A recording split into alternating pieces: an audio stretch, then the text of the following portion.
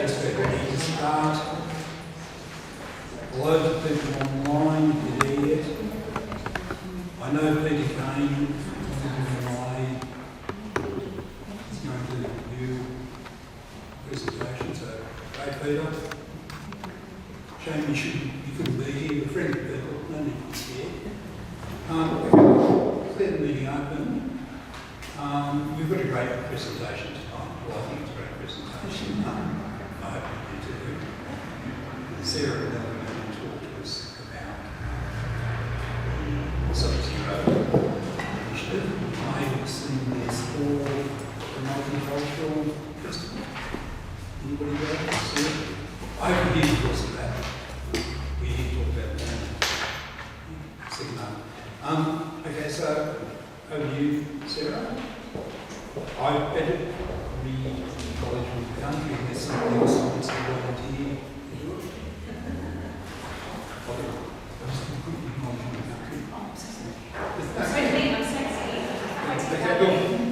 We're honoured to be meeting with the ancestral lands of Aboriginal and Torres Strait Islander people. We acknowledge these First Australians as traditional custodians of this land. These cultures are among the oldest living in human history. We pay respect to the elders of the communities in the Murrumbidgee region and extend our recognition to their descendants, past, present and future. Over to you. Thanks everybody. Do I need to introduce this? I'm not sure that I need to. You can probably hear me. Okay. Is that okay? Right. Well, thanks very much everybody for giving us some time today. Mel and I, Sarah Gregory, Mel Gregory, have been coordinating a community group to promote this idea of Suburb Zero. And for those that don't know, Suburb Zero is an idea that's being proposed by Saul Griffith. Saul Griffith is an Australian engineer who's been living in the US and has just moved back here. He came to prominence. He did a lot of work in advising Joe Biden on the Inflation Reduction Act, which had a real focus on home electrification. It's had really almost immediate economic and environmental impact. So he's now in Australia. He's been talking to lots of people about this idea of Suburb Zero. There's a number of community groups across Australia that are proposing or encouraging support for this idea. And we in Canberra. So we are Australian Council for Climate Action, we're the Climate Assembly, we're the Australian Conservation Foundation, and the idea was also on the Health Policy platform. So there's a few that are volunteering on his campaign that are supporting this too. So the idea is to take 1,000 houses in a suburban area. When I say 1,000 houses, that could be a mix of multi-unit high-density livings or apartment buildings, houses, a whole range of different permutations and combinations, and giving people the opportunity to fully decarbonise. So to fully electrify your home from scratch, if you're retrofitting, where you're switching over your fibre license and your car, it's probably in the order of $100,000. So while people will be really keen to do it, is that upfront capital cost that's a bit of a disincentive for people to do so. So Saul Griffith wants to trial a pilot where there's various incentives provided to overcome those upfront barriers. So that might be in the form of finance, zero interest loans, trying to work out a range of permutations and combinations to remove those upfront barriers. So there's an equity element and the reduction of energy costs and emissions is available to all. The other advantage of doing a pilot is we all know that we need to decarbonise, and ACT is doing really well with its emissions targets, but we just need to do it quicker. So often we think about when we replace our appliances and move to electric, be it solar or induction cooking away from gas, we tend to do it as end-of-life options. But actually, we really need to do it quickly. We probably need to do it all at once. So here's a trial to work out what happens when we do it quickly, what are the impacts? Do we do it through a community battery? Do we do it through individual batteries? What will be the impact on the grid? How do we manage? There's a whole range of things to manage. We're hoping that for the pilot in the ACT, by including the apartment buildings in it, that's a whole other chestnut to crack. So it's a really good opportunity to try and kind of work out some of the main problems involved in switching over full apartment buildings and providing a model for others.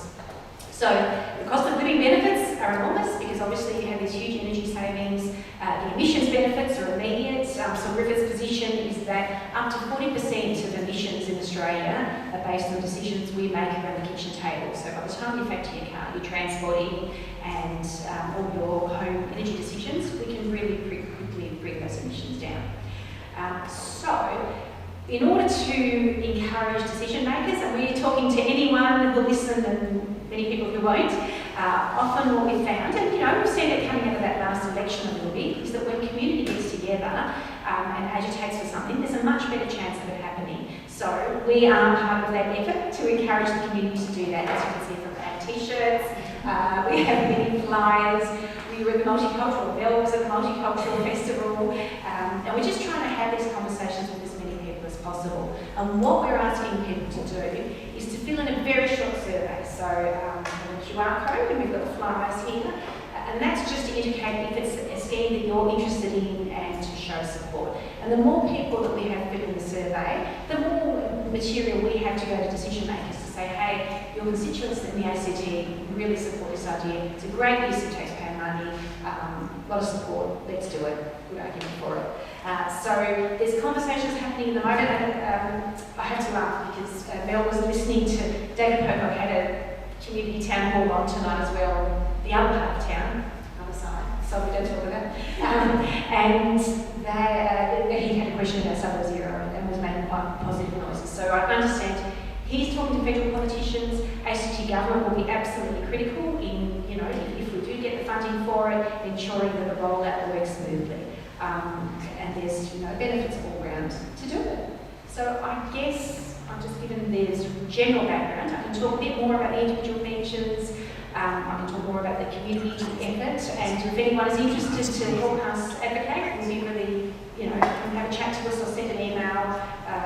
If you go onto the website, there's an email address for us. Share the social media, tell all your friends, tell everyone else too. And we'd really love to see that survey filled out just to make the case for it. So, build information around what it is causing barriers for people in the community to actually move to electrification, because there's lots of things that we know exist, like the type of housing that people are in, if you're in a rental, obviously that's a much harder situation. So we wanted to build that bit of that picture of what is it that's causing some of those barriers for ACT, people in the ACT from electrifying, and looking for those areas that would be interesting as well. and actually that's a really good point, because the whole point of the pilot is not just to run a pilot, it's to actually make it work and then understand what the barriers are, remove them, and then roll it out a lot more broadly so lots of people have access to it, ideally everybody. Any questions? Have you had much feedback in terms of barriers? Locally? What are some of the things people look at?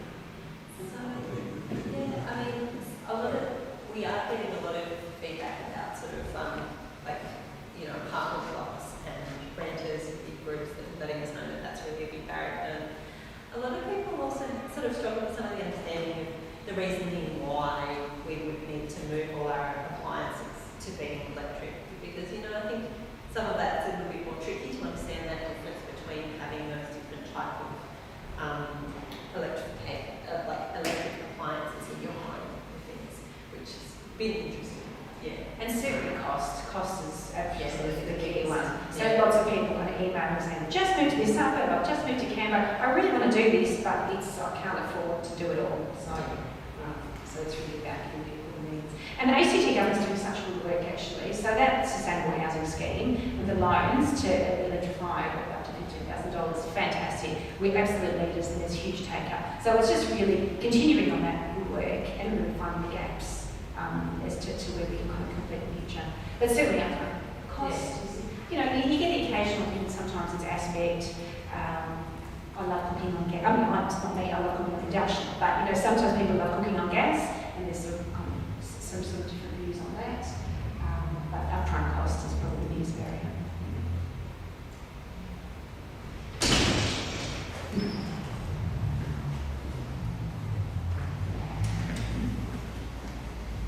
Is there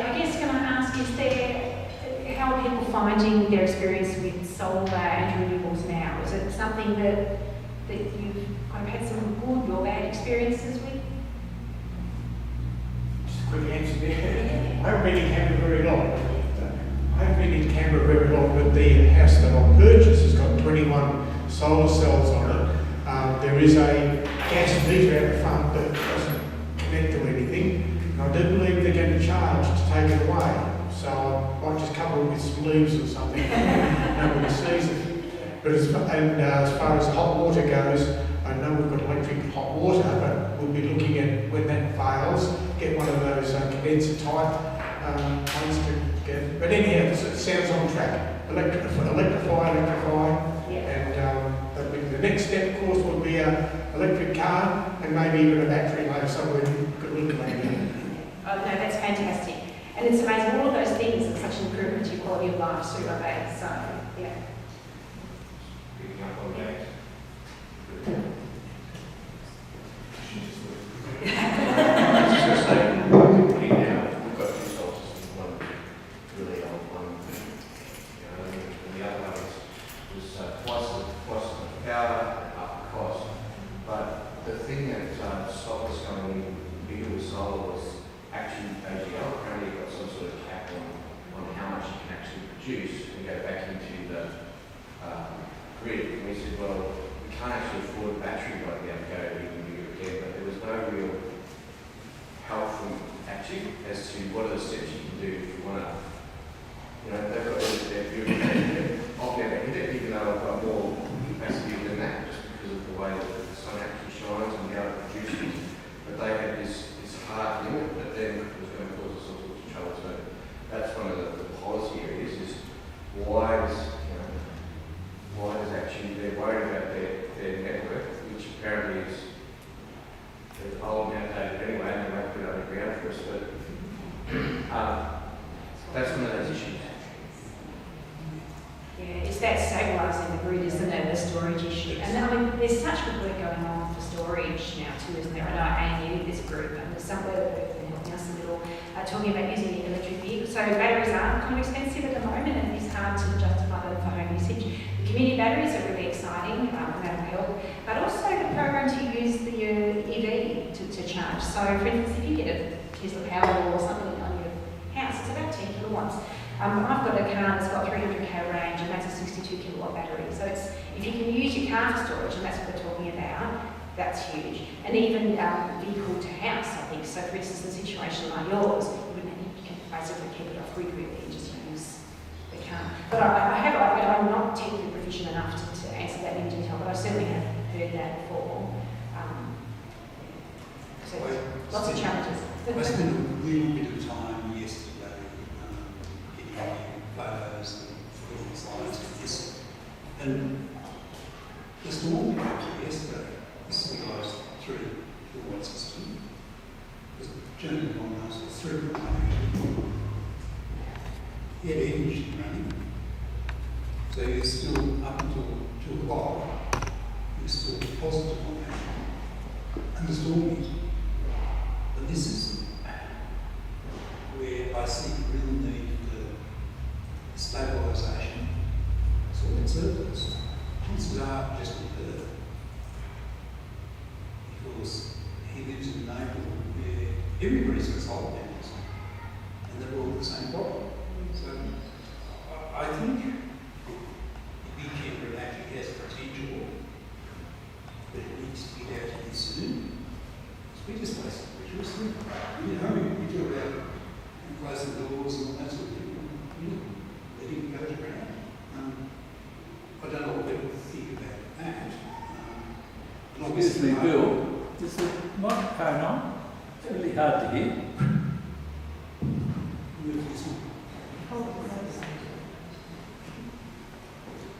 Sorry. The better. Yeah. I'm talking about the battery, the battery. The general feeling would be that we should have done something sooner, either the community battery to take the neighbourhood power, or as you're saying, subsidising somehow household batteries Maybe, as I hate the thought of something getting into my own generated power, maybe some of that can go into good times of need. So, I don't know, and policies probably don't know what's in it, but I think we're falling behind. The technology's certainly there. And I, the risk as well, where my mad thoughts on this, I suggested there's probably a fair bit of low interest earning money around town from retirees and people approaching retirement, and it was the clout that might go to better use if they somehow work out to harness the cash to do something for the community good. That's a bit of a cooperative effort, like. That's just my thought. So we put in this submission, I put a personal submission to that inquiry last number of 2 years ago. And other people have had the same idea, but it's not, it just hasn't got any momentum. And I just see, when you see things like that, obviously the grid demand spikes and then it goes down. So that's the challenge. My own money? Yeah, you can't speak to the technical detail, but there's good solutions for all those problems. Yeah. I have by the way, this place at this time of the year is probably overpowered by solar. The Board of Management here went out and went crazy during COVID and covered the roof. I've got some photos I'll put on our Facebook page tomorrow. Sorry, someone had a production problem. He got the caretaker to get on the roof and take photos for me just before the storm hit. I had them in presentation and dropped out, I don't know why. Turned out tonight, they're not there, but it just shows what can be done.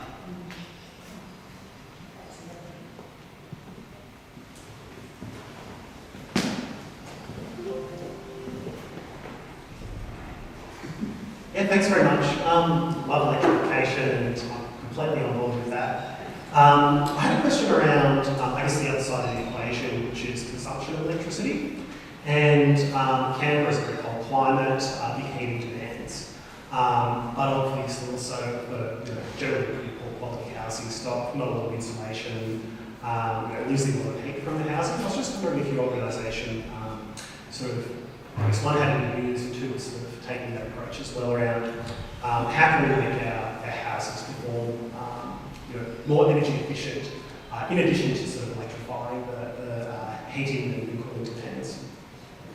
Yeah, I talked about yes. So yes, energy efficiency has to be part of the picture. I think so. In terms of organisation, there's lots and lots of different groups involved, and we're, I guess, trying to kind of bring the community on board and say, on its simplest terms, this is a great pilot to support. Let's help 1,000 houses get these things on there in the house, and then test it and then roll it out from there. I know there has been some earlier criticism of Saul Griffith, who was focusing just on huge amounts of electrification and not energy efficiency. I think that moved from there. So one of the Rewiring Australia is his organisation in Australia, and they've sort of been talking to all the people in the room talking about these things, and they acknowledge that energy efficiency has to be a part of that. You just have to do all the things. In terms of the detail of how that works, that's once the if the pilot goes ahead, there are all the things to be nailed out.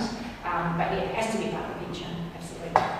And I think too, the fact that we do have such a cold climate and hot summers means that in terms of to have a pilot here and look at how do you look at those issues and how do you manage dealing with a cold house that's having to heat a lot of that extra output you have and bringing, and that's where the efficiency of your appliances comes into that picture of bringing that efficiency down and looking at what's the thermal efficiency of the house as well, would be something that I guess would be something that we have to consider when we trial. But would definitely give interesting information to be able to be asked about. And that's, I guess, part of why the trial is such an important thing to do, because there's about 4 million of these questions as to how's it going to work. So to have 1,000 properties in the one spot, it's a chance to test all these things out and say, okay, what's going to be the best way of doing it? So I guess what we're trying to do is say, look, lots to be worked out, let's do it, let's get the support, and let's just try and find the answers to all these questions. Well, here's a question for you. Great. Solar panels and batteries all have a limited life. What are you going to do and how are you going to dispose of all this electrifying when they reach the end of their life? So that's probably a question that others will be able to answer much I want you to answer better. it. You're the one promoting it. Okay, I'll be delighted to. So what's been really interesting about this space is there's, unrightfully concern about solar panels and batteries, and, we don't want this stuff to end up in landfill. What's been really interesting is, so far, the solar life and the battery life has actually been a lot longer than anyone expected. So if you look at the battery in a Prius, the expectation is it's about 10-year life. It's actually been far longer than that. The thing about looking at batteries in particular is there's a lot, they're expensive, and there's lots of really important minerals and ingredients in them. So there is an industry, there's lots and lots of work taking place to ensure that we reuse those batteries. So if it's your car battery and it comes to the end of life, how do you recycle that? Well, maybe you use that in a household battery where it doesn't have the same requirements. So there's loads of, it's a really valid question, and it is important, and we certainly don't want any of this stuff ending up in landfill, but there's huge industries that are taking place to try and work out what's the best way of treating them at their end of life. But so again, that's not my area of expertise. So. Thank you.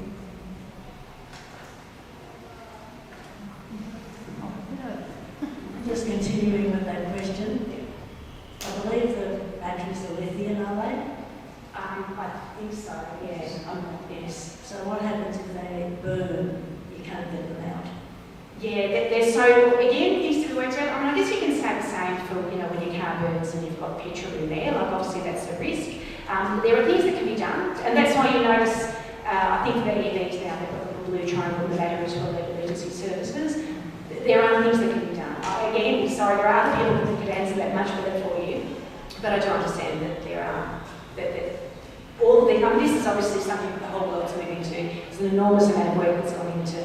It's not an unanswered question, but it's just not my field of expertise. I'd be happy to find out though, see if I can find some information and ask someone who does know and get back to you. Do it through Bill.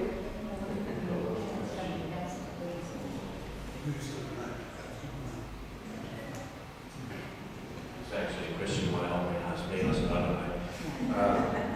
Is anyone thinking, we've all got all these solar panels, but my dad said, why don't we have more little windmills that look like a little wheelbird on the top of a roof, so they're not aesthetically unpleasing, but why isn't there any sort of industry? So when Bill's solar panels go out, because the cloud comes across, that cloud comes across the whole little wing, but we seem to be just focusing on one bit of the harnessable energy out there. I know there's enormous wind farms all around Canberra, but I don't know anything about residential wind. I produce a bit of that. It's a gap. I've got to stop reading. It's wind turbines in urban areas because of all the corn and the trees. It's very hard to get a reliable wind flow into such a vineyard. Last in to try one. The trouble is you've also got to have planning approval. That's a bit later on. I don't think Ben is quite ready for a planning application for a windmill. Yeah, you've got to go a long way up to keep it like that. But I can share with you, it's not my answer. There's plenty of research out there.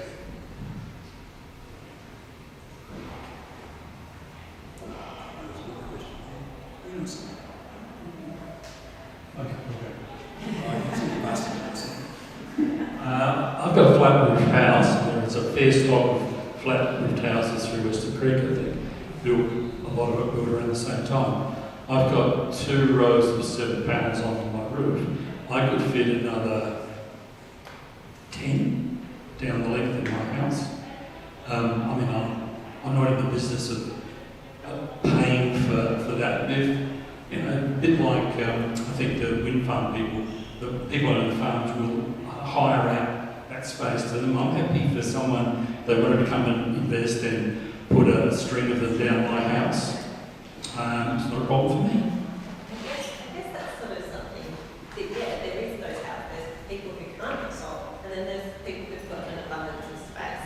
And I guess that's where, you know, maybe community can play that role of that, you know, perhaps you've got the roof, they need the power.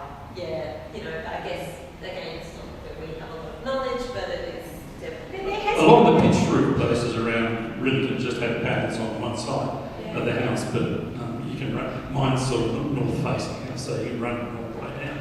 I mean, that's what's so exciting about all the change that's being unlocked at the moment is that the microgrids and the virtual power plants, like there's lots of potential to do those things. I don't know if anyone saw that great film 2040, but there was a beautiful example on there of a microgrid in Bangladesh, a very crowded small village that wasn't connected to the grid, and they basically did that. So why they had houses with panels and then houses that could pay to use energy and draw on from neighbours. So I mean, there's work that's been done. There's probably a lot more that's happening in that space. I mean, that's not what Zero Zero is, but you know, fantastic. More of all these things. So.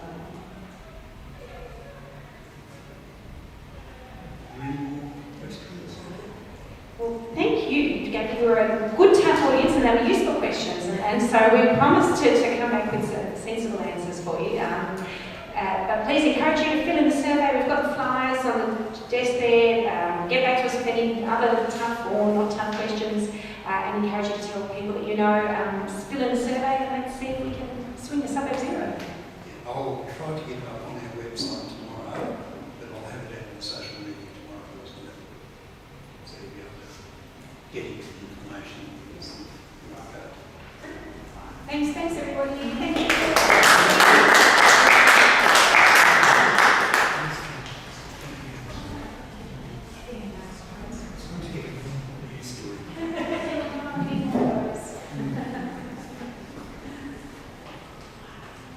Note to self for a bit later. How do I protect my solar panels? There's an apartment complex going on next door. We just hold that thought of the conversation. It's terrifying. Okay. A little while ago, and this is just a bit of a break, I had an email from a fellow over off Coral Road saying there's an investigation going on. I don't know what it is. The government's doing an investigation, but the investigators won't tell you who they're working for. So I thought, oh, okay, let's investigate. And what we found is there's a proposal for an emergency services. So there's the land. It's on the corner of really Cotter Road, John Drive. The lines comes through Dixon Drive. I went down and had a look the other day and I'm thinking, so I thought what I'd do, I'd persuade the people from the directorate to come next month. They're going to talk to us about why, what they're up to, and what their proposal is. Now, that is the zone, the hills and ridges above them. So to do it, they would have to amend the territory plan, the zoning territory plan. But apparently that's happening in other parts of Canberra. So I'll be interested to see the views next month. So we've got a month to think about this, just sneak preview. Two people have already written to us about the zoning issue. Ask a couple of questions. I think we just need to do here what we did with that recycling machine, the location of that, got together and had a conversation and ended up with a preferred position. I hope we can achieve that. A lot of it depends on how far the bureaucrats are gone, how settled they are on it, and what alternatives there are. I also know we've been hammering on for a while that our access to emergency services over here isn't great. But then you've got the principle, which we'll get to, of once you've built on it, it's gone. So I don't know. I mean, very interested to hear where the conversation goes. Thoughts? Well, you know what, when I say emergency services, is that fire, ambulance, and police, or 1, 2, or 3? He wouldn't answer on police. It's fine. Okay, thanks, Professor. So there's no talk about police. No, the police station is in the road centre, that's where that's in work, the plan for that. Have they got a time frame for the police station? Because it might be really like to hear more about the ambulance good, fires good, but is it the right location? Let's have the conversation. Do we know if once they can just on going to close ones and fill it, or are they going to keep those ones going as well? Or will we have the same sirens coming from Clayton at the moment, go to Norwell and going back to Norwell? I did above John Gordon Drive, so we get sirens every night. It's going down John Gordon Drive, so I don't see a big difference really. Maybe they'll drop the shorter distance and quite cool people.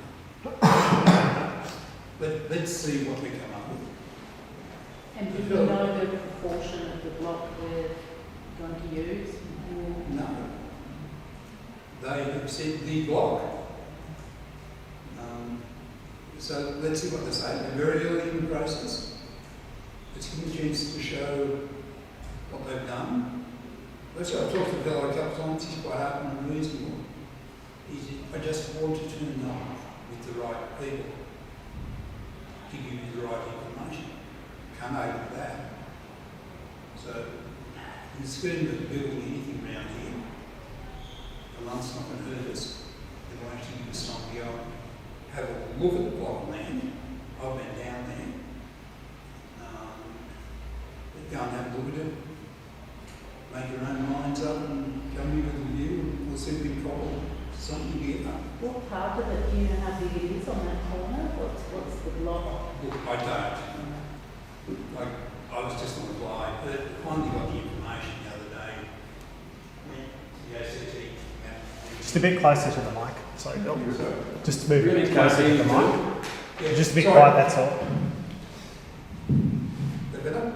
Yeah, I think that's good. Okay. What I also did of that one is the bit to the left of the green line. The Dixon Drive, there are 2 bus stops in there, and it goes over towards Cotter Road, John Gordon Drive. So from the intersection of John Gordon Drive and Cotter Road, and comes right through. I don't really know how far. There's no surveyor pigs or anything. It's just open space at the moment. Would it be, let's go back to the last map, would it be better to put it sort of like on the other side from the fire area where it's a little bit, it's away from the residents, so when the sirens and whatever else they're doing, it will be less, if it was in line with the vet school and all those other commercials that populated residents. I don't think it It's a prime green access zone that was designed for here when we lost, to expose when everything is on. I think there'll be great concern, but it just depends what the proposal is, I suppose. But people walk and cycle and use that green belt. So, yeah, I think it's just a little pump track down there, exactly where that line is on the road between, sort of opposite right place in that area somewhere. Yeah, there's lots of activity. There's lots of people who use that don't want to go out to swim on the kids. Yeah. So I said, I am playing in the straight cat right now. I think we should all, if we're really concerned about it, obviously you're aware of it, go and have a good look at it. Write notes to council between now and the next meeting, or attend, and we'll see what sort of conversation we can have. I really don't want to have a green space fight, to be honest, but let's just see what is out there, what the options are, what really proposing? What are the impacts going to be? Have a look. I mean, they've just built a whole development there. I'm sure they could have planned for some of their emergency services without buying the green space. So, department planning. Well, it's the Justice and Community Safety Directorate doing it, obviously in conjunction with planning. So, yeah, it'd be interesting to see how it lands. Now, So Bill, is the exit going to be on John Gordon Drive or the cover road actually for the Dixon Drive? I have no idea if it's an emergency services centre, servicing both parts, both communities. We'd almost hope that it had both of them covered. It would take a long time to get all the way around. They moved it into that area, the water was there,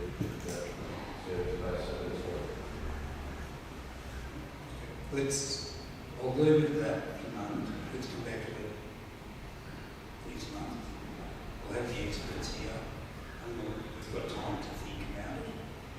And I'll try to find out what our friends in the home are thinking. Maybe invite them over to listen as well. And if they've got the speaker going, I'll also try to attend their meeting. So, heads up, and if there's any PowerPoints, I'll see what I can pitch.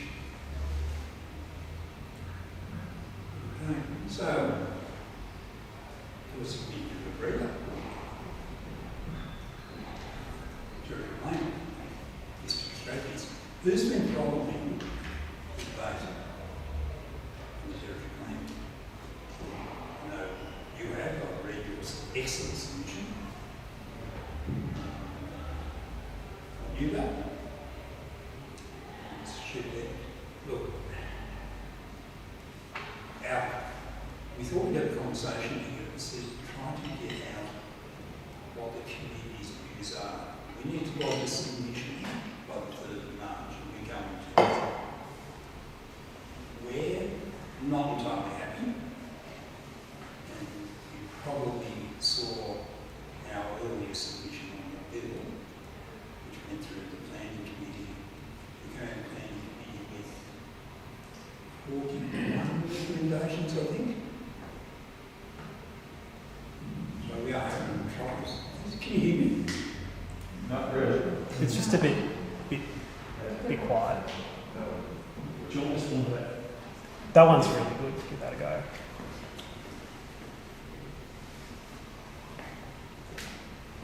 As this one. Yeah, I think that's better. A few dials up. Yeah, so I think you have 41 recommendations. The key one to me is all 3 members of the committee had different views, so there were 3 dissenting reports. I've never seen that before in the parliamentary committee. And I read them all, and I don't really disagree with any of them. So it was a good bit of work, I guess. Democracy at work.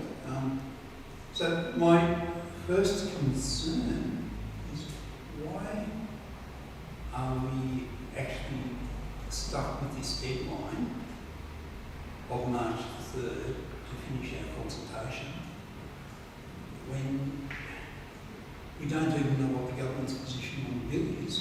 It's not an act. So it's sort of an exercise we're being rushed through. People are participating to their credit. People are going to pop-ups, they're dialing in, we're getting commentary through our emails. And one of the biggest set of comments we're getting is we don't understand what's happening. We're given maps that were not the best. And the whole of Canberra said the same thing, maps were very lacking in detail.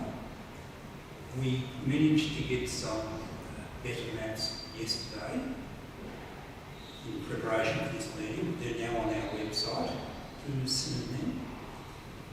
Okay, so we've got the more detail. You can play around with them, you can zoom in to give you an idea. But and I said this earlier, planning actually has to be very important for us because it affects the way we live. And we've all got different aspirations, and there's all these competing priorities out there. And I don't really know that we understand them. I know we don't understand them. So work on the principle that once you've built on a piece of green space, it's gone. So we need to have a good think about it. And that, I think, is the message also to our emergency services centre. Is it the right thing to do? Look, we know that there is a housing availability problem. We know the affordability issues. You see it in the paper every day, it's thrown at us.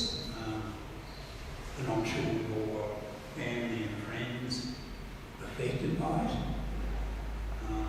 People who can't get a house, they think they've saved, and they're going to buy a house, and then the price goes up. Or over here, just the total unavailability of suitable housing. Often talk to older residents, and they say, unfortunately, we're leave. Why? Well, it's just nothing on offer. Now, we've hoped the village thing would be on the way by now. It hasn't even got through the planning process. I don't know why, but it's in planning. So planning is taking a long time. But what I've learned, what I'm getting out of this is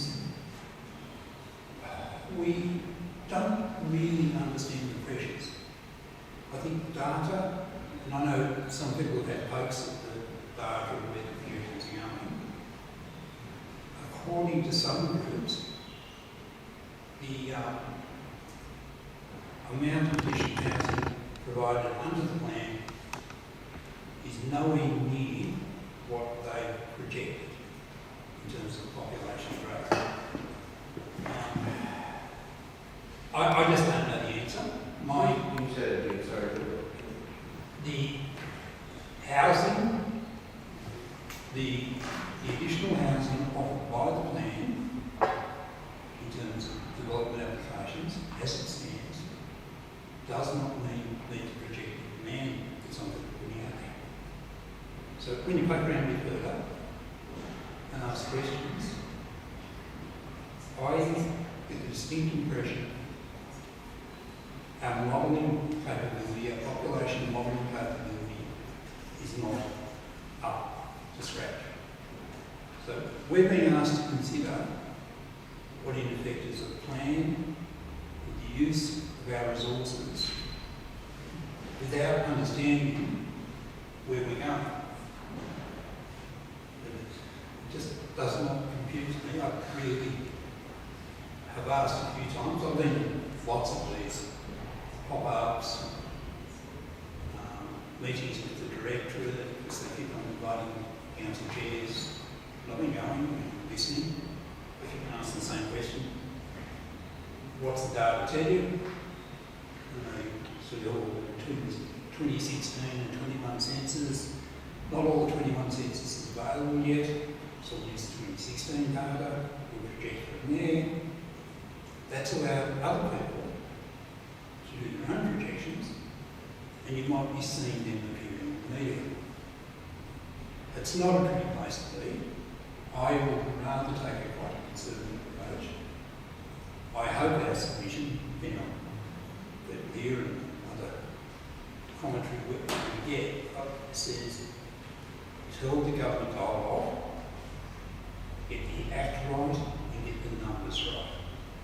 Then move to the planning history extravagance. So other issues we've got. I don't see any linkages in there, strong linkages to human rights law or environmental protections, but just, flabbergasting. We've got a modern bill, not really informing. Yeah, I might be wrong. Happy for somebody to find it for me, because I can't find it. There's no linkages in the human rights law, and we've got an amendment of the right to a safe environment. What's the term? Sorry? Right. The environment, the The right to health. Yeah. yeah, so human rights laws we amended. To going in together have some synergy. So that's one thing. And we've just come out of the anniversary of the bushfires. I don't think it gives sufficient attention. The hazards, not all modern hazards, don't be forever, just we now know more about them. Extreme heat, dust, storm, bushfire, well, now a pandemic, and major accidents. I don't think that had given proper focus. And once you raise it, the facility goes. So they're my main comments. And there's the data. Okay. I think there's sufficient time to do more work done. It's a simple, easy request. Get somebody who knows how to do some demographics and get them to give us some projections. Whenever I've had any data analysis on big data sets to be done, you get 2 or 3 projections. Now, what's your best case, what's your worst case, what's your middle case? And it's not a matter of picking winners, it's then you calculate the risk of doing or not doing something.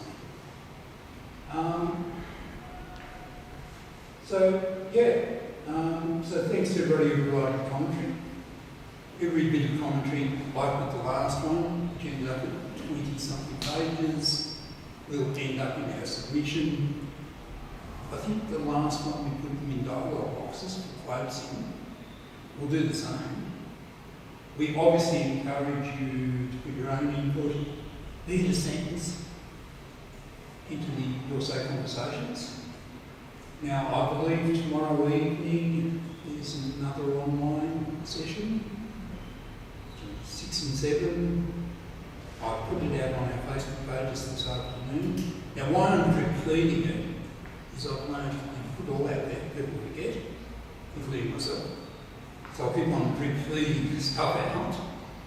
And there's another one on Friday or Saturday over at Woden at the hotel.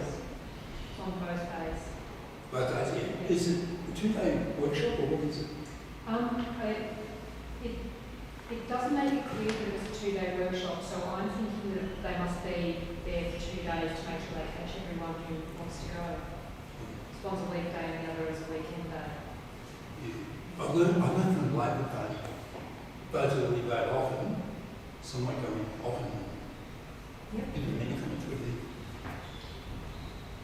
The 24th and 25th are drop-in sessions and they'll be planned there, so you can ask questions. The 24th and 25th are apparently drop-in sessions. There'll be a plan there, and you can go and ask questions. Could you give any resolution or clarity around that?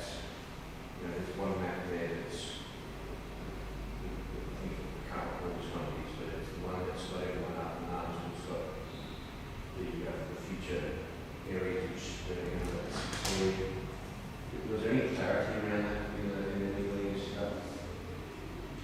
Not only because we wanted a more refined set of maps. They were up yesterday. They're on our website. You always have them. I have seen them on there. Absolutely. But did they talk to them at all? Not overly. It's now our job to look at them against, I think, the strategies and try to make our own judgments. Look, you can read on first read, you go, man, so what? And second read is, these are areas being investigated for some sort of development, and it ties back to what's the demand going to be. If we don't know the demand, it's very hard to get informed about how much development's likely to occur. Remember, the plans about saying what you could do on this space. Doesn't mean you have to.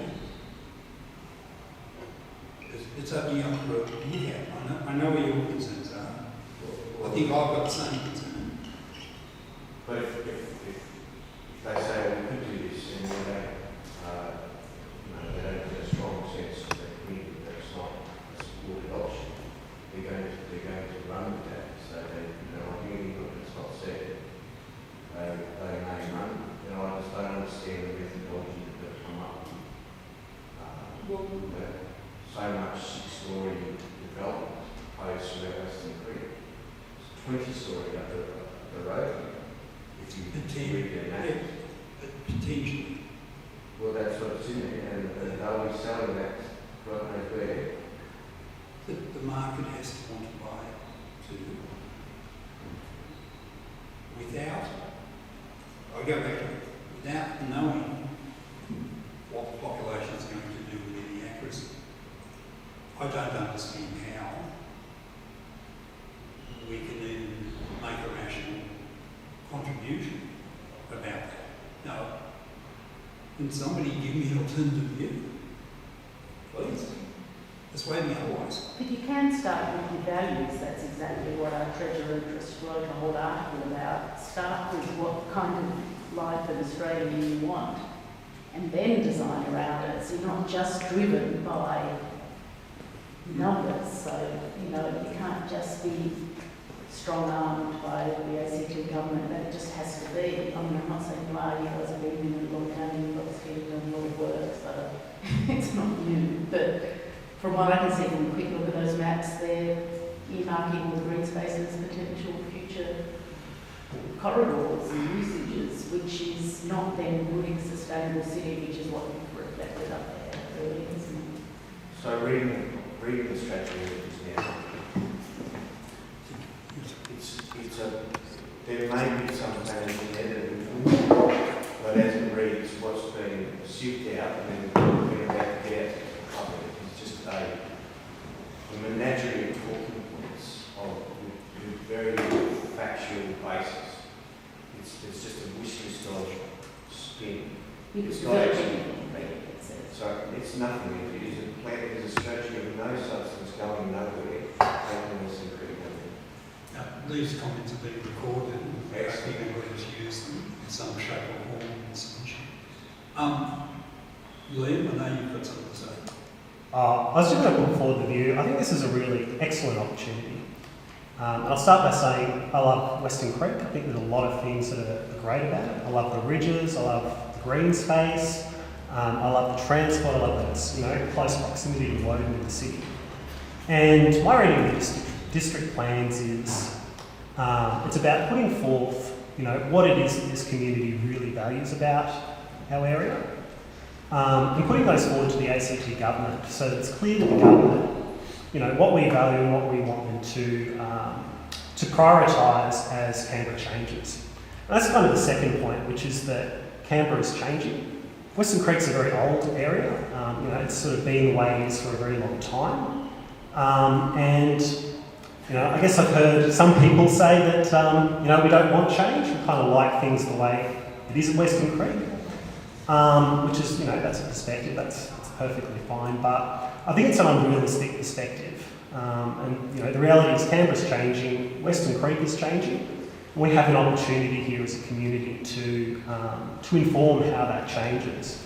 And I think people have, really genuine concerns about, what does that change look like? What does that mean? Does development mean that we're going to lose the things that we value? And that is a risk. And I think we should, make clear the things that we do value so that we don't lose them. I mean, the other thing I'd say is that it's an opportunity. With change and new people comes new opportunities. It's an opportunity for reinvestment in this area, for new investment, new facilities. I've been along to many of these meetings, and people speak of, we've got old facilities here. We're not getting the renewal that other parts of Canberra are, or the other parts of Canberra are getting.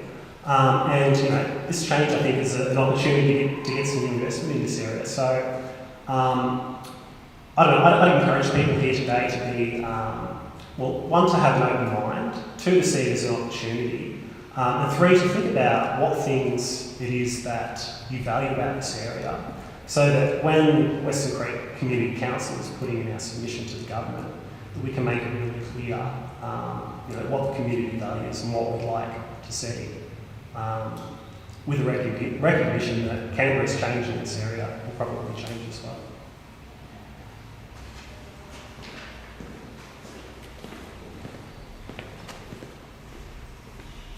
The Chair recognises Val, who has lived in the area for a long time.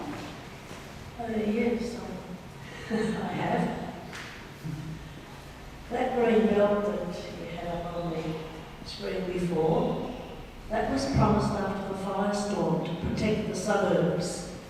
Now, we've just had our 20th year anniversary, and I fear that most people have forgotten that.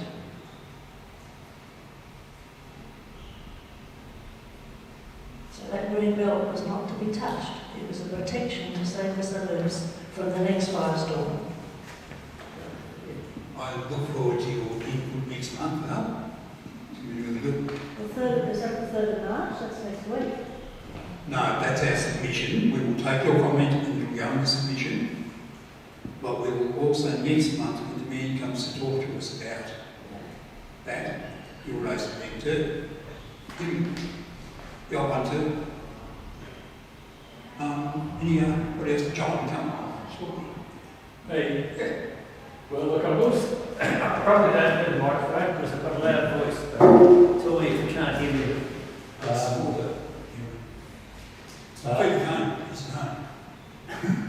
My reaction to the planning process, I'm interested in planning in Canberra. I'm a complete amateur, but because I've lived here for a long time, I am interested. But I'm afraid my mind isn't alert enough these days to understand the complexities that the experts in the bureaucracy and in the government and all the various overlaying aspects of the plans. District plans, strategic plans, national plans, capital plans. I don't understand. The only person I know in Canberra who can get his head around it is Brian Hemsley, who many of you would know, who's the co-convener at the Molonglo Valley Community Forum. I just think the whole process, while it might be good internally in the government for their planning processes, that for the average citizen, you just can't get your head around it. And so I'll retain my interest at a distance and not read any of them because it's too confusing. And that might sound a lot out, but that's how I feel about it. Just too much paper, too many statements, too many priorities and lists, and in the end it all just means nothing to me, except I know what I'd like to see in development around here. So can we take your quote as it's all too confusing? Yeah. Thank you.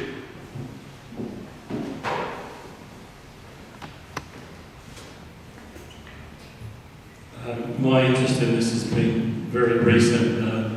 The bloke over the back fence tipped me off to this whole thing and provided me with a copy of the draft strategy, which he managed to wheedle out of somebody who wanted him to go across to the other side of town and pick up a copy. But he said, no, I'm not going to do that. How much would it cost to send it to me? I'll send you a cheque. I'll transfer some money to you for the postage to send it across. Yes, that thing. So I thought it was a bit mean-spirited of those in charge. But somebody delivered it to him rather than use the mail system. But I had a read of it. I find it very high level, almost impenetrable, full of the sort of rubbish I used to write when I was working in government. It's kind of trying to sound good without actually saying anything very much or committing to anything very much. And so I didn't spend a lot of time on it because I kind of recognised the genesis of it.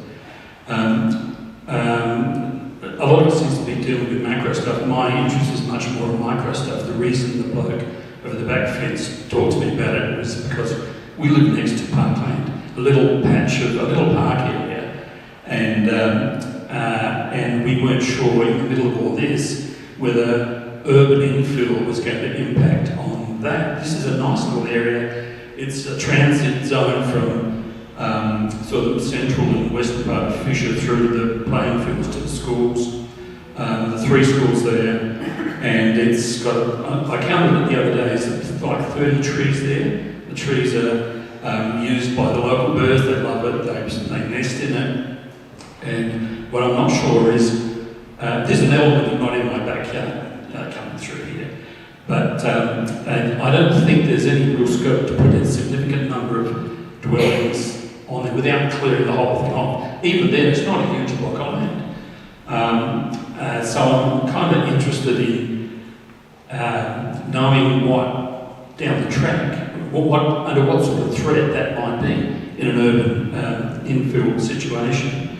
And even if somebody said, well, you know, you don't consider that's permanently going to be urban open space, which I think the way it's set at the moment, that could change. I'd like to know what goes around that in terms of notifications, public consultation processes, you know, restrictions on the developers if somebody were to come into it, because on the other side of that parkland is a retirement complex there, or a village. And you know, a lot of those old people there are not going to be happy if they've got a couple of months worth of earthworks and clearing and nobody on the street is. And actually interesting, sorry I'm rambling a bit here, but there's a young couple who just bought a property on the corner, looking out through that parkland to the playing fields, paid 1.2 million for it. I'm sure they wouldn't be happy with the notion that, you know, in 2 years' time that's all gone and they've got a bunch of townhouses they're looking at. And I looked at that map and I really could not tell what sort of plans there were for that block. I can see the block, but it seems to be untouched. That map seems so kind of vague and general that's not really helpful. I'll give the mic to Marissa in a minute. I've got a similar problem. Libya Park. It's got links to the original homestead in the area. I did ring the directorate up, TCCS, a number of times. I don't take no for an answer. Still I'm in. And said, why don't you park the park? He said, I don't think you understand, we're trying to wipe back these number of parks in the committee. Now, I don't want to set their hairs running, but I've been watching this park steadily deteriorate. They will do no maintenance. I pick the rubbish up. They will not address the parking. Yeah, we've got a park, kids wander through, next thing you look out, there's a truck driving through. They go and park under the trees and have their lunch. That sort of thing. There's a general neglect, and it's a cultural issue with these open spaces. Some people cherish them, some don't. The idea of cherish them, I'd like to see some refurbishment, because they're our largest, you know, that's where the next generations will play. Even if we do densify, these pockets need to be looked after. It's about getting balance right. So anyway, Marissa's busting to say something. She wants to say something. She's tired. I was just going to say, like the planning bill is a very, very massive piece of legislation and very, very technical, and it has to be. And it's not meant for the lay person who isn't a planner to be able to read it. And that's why the district plans and all that are, you know, an attempt at trying to make it much more accessible, the information that is given to the community. As Bill said, just very, very, very genuinely, very much want your input and your thoughts, as many people as possible. It is very, very valuable to this process. The other thing I would say is that, you know, in terms of Weston Creek, like, I think there's another way to look at this as well, in that, as Bill said, we do have a housing crisis and we're going to need much more housing, and we don't want to infill our green spaces, and we don't want masses of new greenfield developments. And so I do think we need to look really, really proactively, and again, advice that comes from the community on this is really important about, you know, dual occupancies, about the sort of that mid-level development in our suburbs that actually will see growth. Because currently, I didn't check every other district plan, but I think Weston Creek has the lowest number of potential growth. I think it's only 1,400 houses. Like, that is nothing, and those areas are already marked. So really, like, to flip the thinking, just to propose this to you, is that actually Weston Creek is not growing. Our population barely grows. And I think this is a challenge for Weston Creek for the future, because I think investment will go into other parts of Canberra that have significant growth, that do require more services. And so I think there's a potential, because we don't have the growth here, that Weston Creek may struggle to get that resourcing that we want. So I guess this is just, yeah, these are all things that I think we need to think about, and, you know, I really ask you to think about when you do make submissions, because, and, you know, any transition, you know, if it was allowed for dual occupancies, for example, like Mr. Fluffy blocks, that would take, you know, at least a decade, you know, decades for people to transition, you know, any decent number of housing over. Like, it's not going to happen overnight, any way, shape or form. And so I think, you know, all these things, I think, have your input, and we do very much want to hear from you.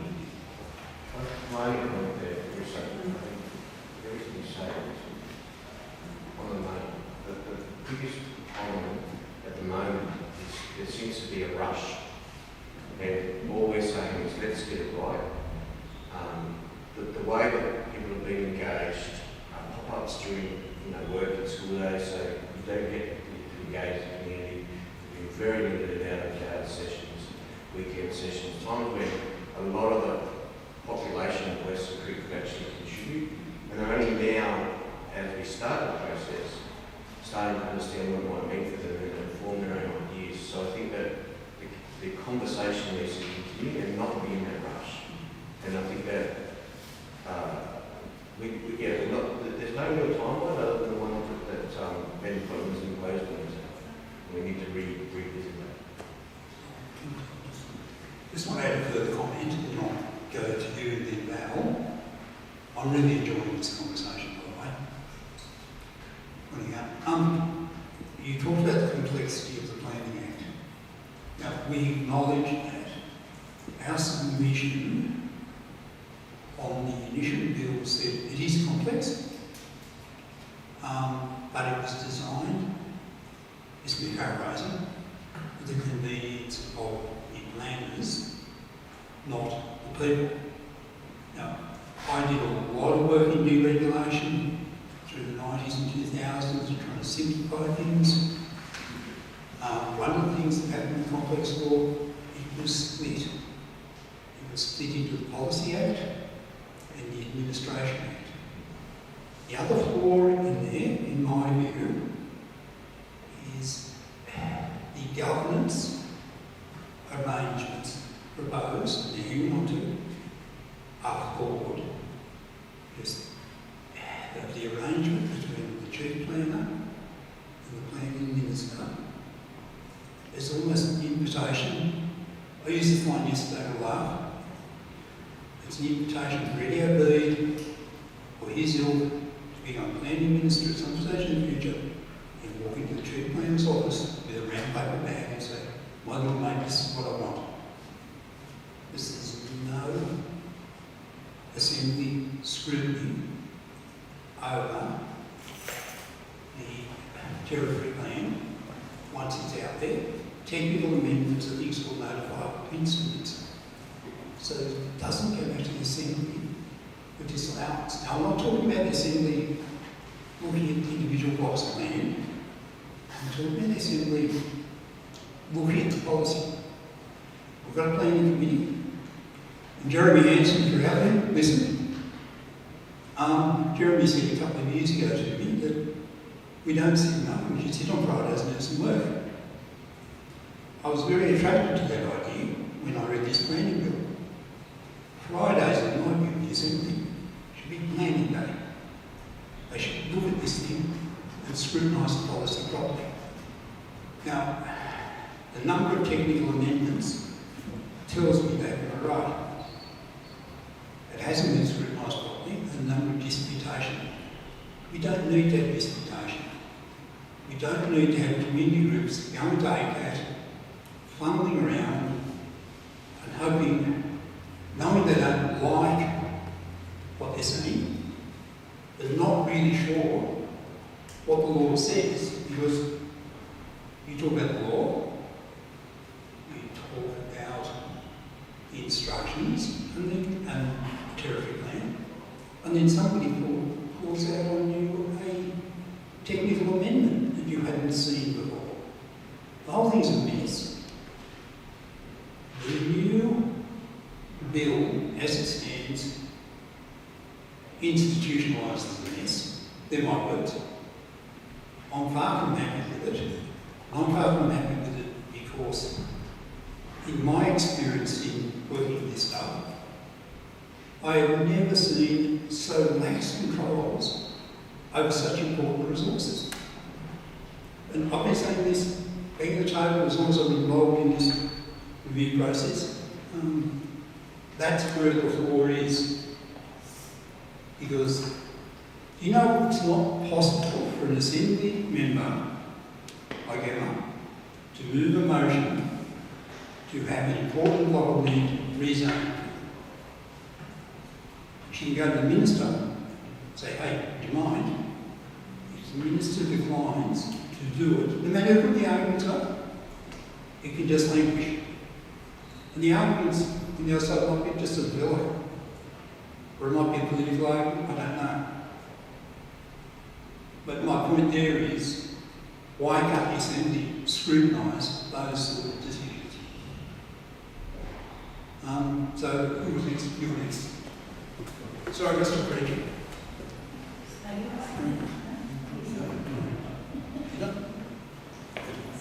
I was just going to say to the level of conversation, I think just saying you can only develop and have more people or else you won't get services isn't constructive to the conversation. I think you can talk about what you value and what's good development, not unless you have these extra houses you want to get a few services. I'm not saying you meant that, but you want the quality of the conversation to be a bit higher than that, to actually say what is good for Canberra, what are the values, how do we want it, you not have this or else, you know, you might not be able to get what you need. So I just, you know, encourage we stick with what we sort of value and think is good for our community.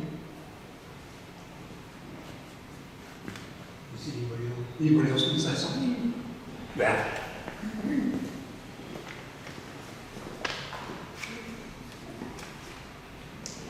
Thank you. Yeah, very soon, I gather, there's going to be densification in Weston, 327 units on one block. It's a big block.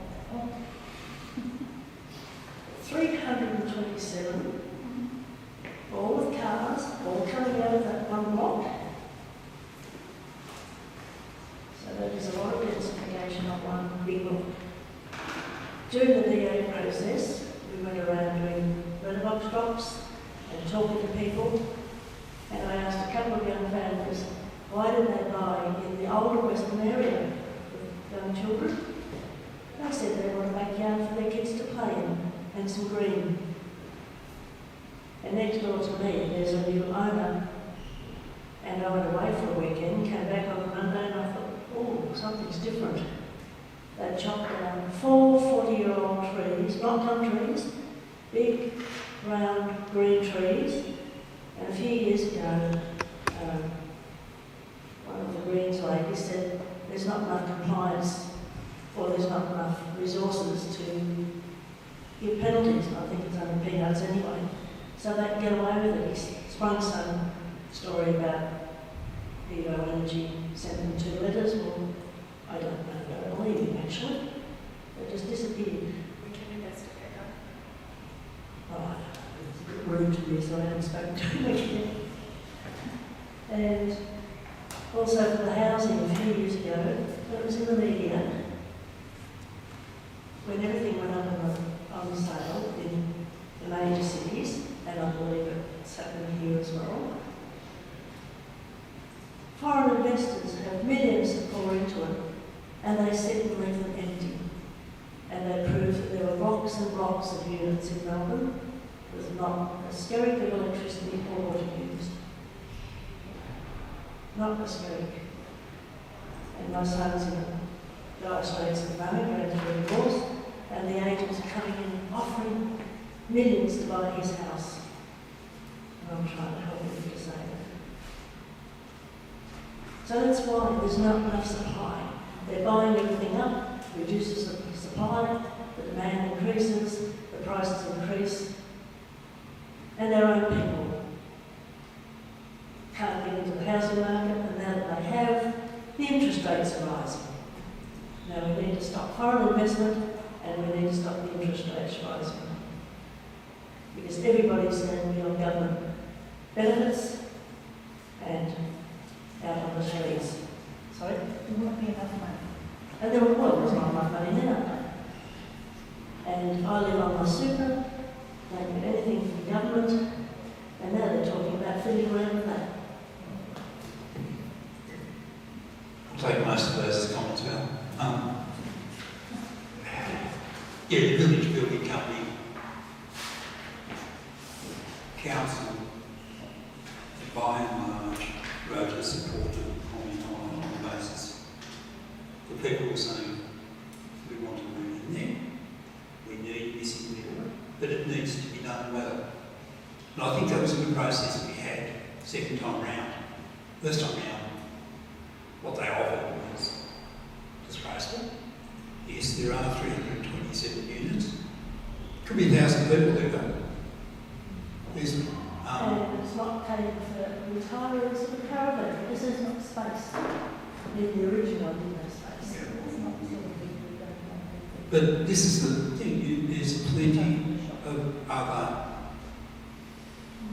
developments around. Your friends maybe should talk to the real estate agents who advise these people and say, hey, there isn't me. Just talk to caravan. Now, I've got friends who rent caravan, they park on a block out of Bungle. They realise the cost of the land, they'd rather do something else with the land, they live there. And it's not costing them a lot of money. And they know it's secure. Are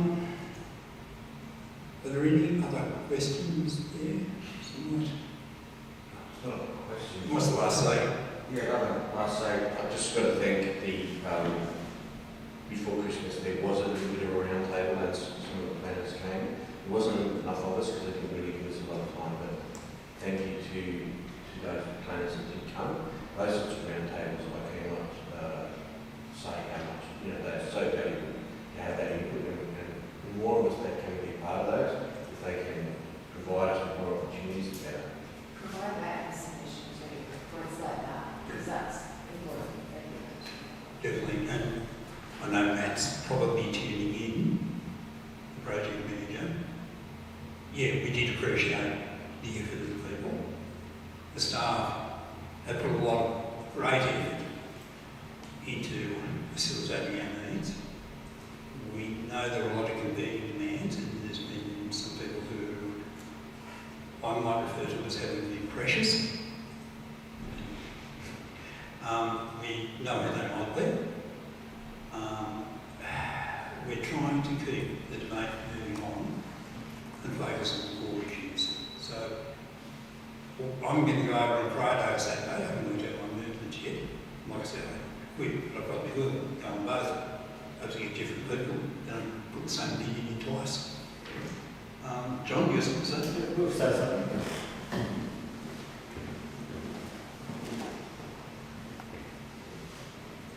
I'll just be brief. Look, I agree with what Marissa said. I think Weston Creek doesn't on the surface have very significant opportunity to increase the density or numbers of dwellings here without going up. I believe that Mr. Fluffy process, as I saw it in Weston Creek, look, I know people have got different opinions about that, but I think there was quite a number of good developments where multi-number of dwellings went on those old large blocks. And while it's very easy for those of us who've lived here for 50 years to wish it would stay the same, I've totally turned around, and I'm a big fan of the Molonglo Valley. Look, sure you can criticise some of the structures, some of the density, some of the designs, but I believe over there they've got pretty good street structures. They're better than Weston Creek, frankly, in a lot of it. Much bigger frontages, much bigger footpaths, and quite wide distances between houses in a lot of the streets. But I think Weston Creek's really striking. It's looking old, and I think I'd like to see renewal here. And I agree with you that dual occupancy is too slow. It's just not going to achieve much. You work for 10 years and you get an extra 1,000 houses, that's nothing. And look at all the people living out in Molonglo, they've got to live somewhere. If you're going to have those people in the city here, we can't all sit here and be precious about, Weston Creek's got to be the same as it was in 1980. And that's my view. Thanks, John. Look, I was reading something the other day and I said, buying your place, it looks like it does. It looks when you move in, but it changes. Urban places are always changing. Stuff's different.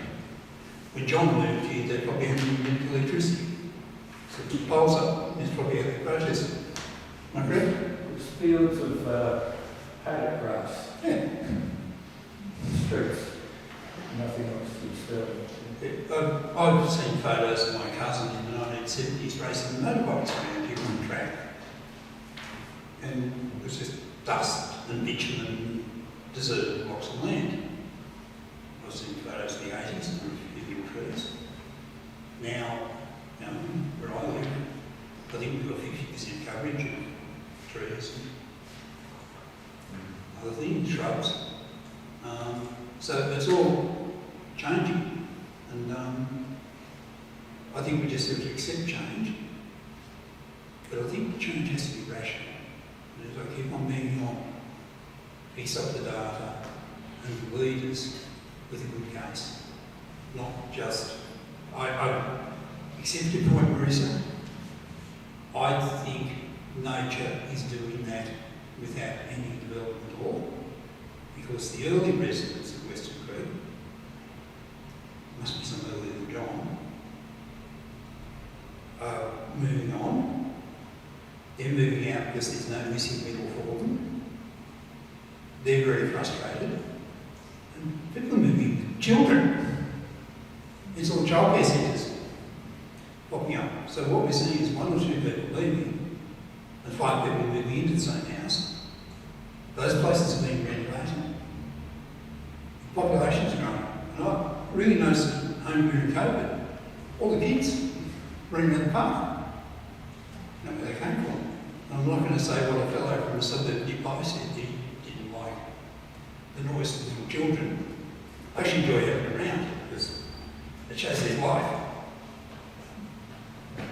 Are there any other comments? Just a final one, Bill.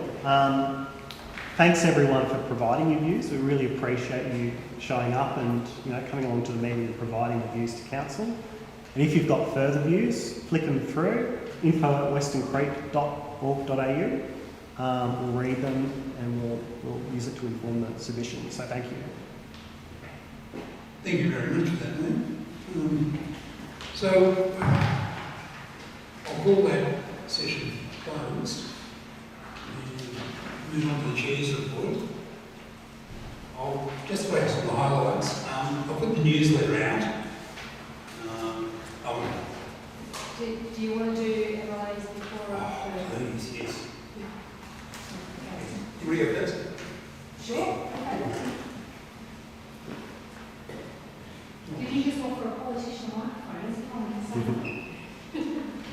Bill, could I ask if the MLOs are starting to the end?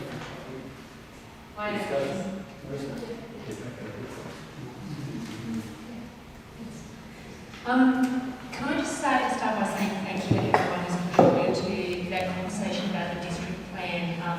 I'm a minister for people, not a minister for planning, so I found what you were talking about really interesting and helpful for me, so that when we're talking in the Assembly about what we need out of our district plan, I've got those thoughts in my mind. It is really important that you all do get the chance to have your say. Even if you don't want to put in a full submission, you can just put in a few lines through the Your Say website, just to make sure that the ACT government understands what's most important to you. So, you were talking a little bit earlier about how important those green spaces are and the right to a healthy environment. Make sure that you put that in writing and hit submit on the page on the website, so that we've got that record of how important this is to so many people. It is a time where our city is going through major change. When I think back to the kind of places I was living in 1980, we didn't just have an outside toilet, we had an outside shower as well. And we had, cracks in the walls that literally big enough for cats to walk through, because I watched them do it many times. Whereas now, I'm living in this city where, I'm on a dual occupancy block, it's the same size as the blocks out in the Longlow Valley, but I've got 10 trees on my block. 4 of them are really big, and then I've got 6 small ones. You can actually have a blend of having trees around and having a block that is manageable. I do want to mow lawns, so which I have trees and things like that instead of having lawn to mow. That's a choice that we made. If there are changes that are happening in your suburb, the most important thing is to make sure that the things that make your suburb livable for you, whether that might be having really good green spaces close to home, or being able to walk to express bus stops or to shops or to local health services, are things that you tell us are important to you, so that we can look for ways to keep the good things and add in the things that you tell us are missing. I also wanted to talk just a little bit about housing and homelessness services. You may have seen some things in the news recently about pressures on homelessness service providers in Canberra. We're working really hard in the ACT to make sure that the people who are providing those homelessness services are still able to do that and pay fair wages to their community sector workers who work there, and provide for the same number of beds as they've been doing, and really, really advocating strongly to federal government that we need to be able to keep doing this. Minister Rebecca Bassarotti was today talking about the fact that homelessness is still going to be an issue in the ACT if the federal government isn't adequately funding our services, or presenting us with a real plan at the federal level to address the housing crisis. So we need to talk about it here at the ACT level, and the district plans are another place where we can talk about the future of housing and what this means, how we provide for our growing population while retaining livability. But we also need our federal government to be working with us on this as well. One of the things that we would really love to see is that when we're looking at housing that's funded through those federal housing funds, that it needs to meet some minimum inclusive design standards. So Rebecca Bassarotti has talked before about universal design standards and making sure that what we're building is suitable for people to easily modify into the future as they age, or as their health needs might change unexpectedly, so that people aren't put in a position where they have to suddenly move house just because they've had a change in their mobility level or what they need. So we'd really like to see that happen at a federal level as well. We're doing it at the ACT level anyway, but let's make sure that happens everywhere.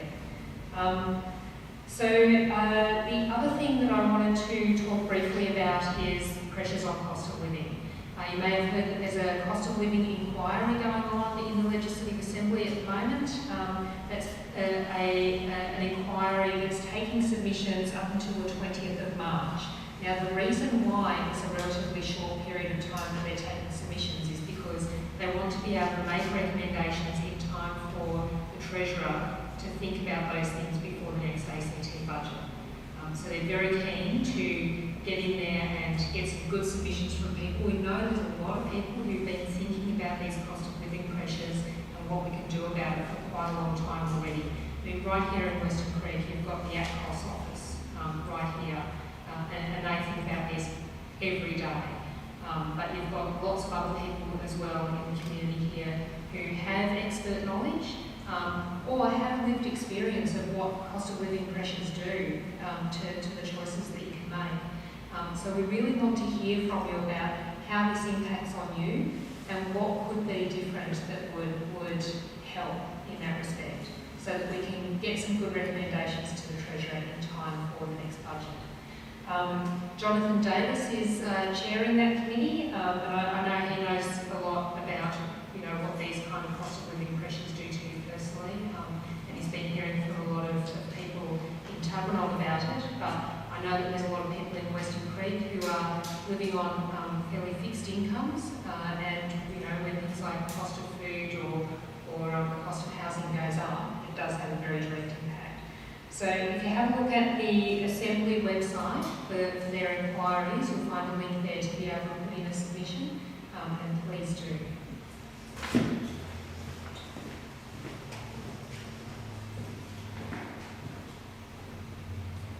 Thanks, Emma. Are there any questions for Emma before I fire one?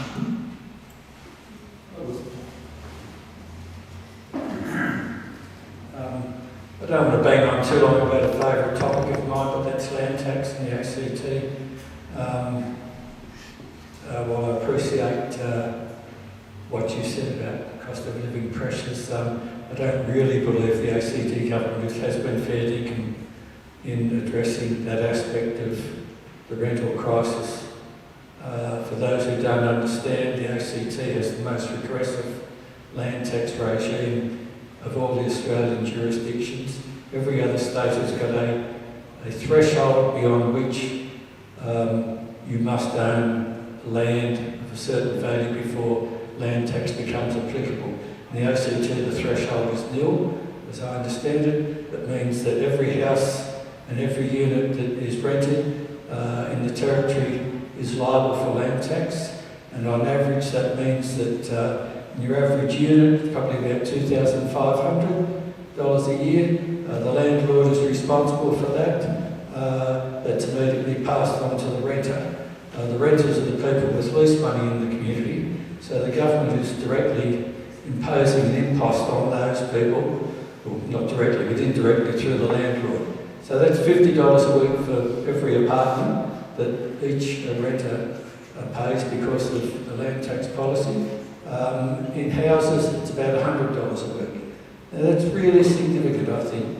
And in New South Wales and Victoria, if you compare a block worth perhaps $600,000 or $700,000, a residential house block, in the ACT, you're probably paying $4,000 or $5,000 in land tax.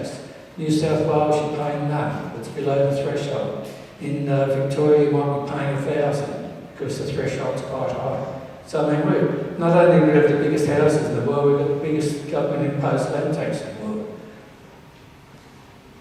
And can I just say, if you're a landlord who's really worried about land tax, one of the ways you can deal with that is to be renting your house out through programs like the YWCA Canberra's social housing program, where they ensure that people who really need to be able to rent an appropriate property can get access to one at a reasonable rate, and it also reduces the amount of land tax that has to be paid, which is really helpful for landlords.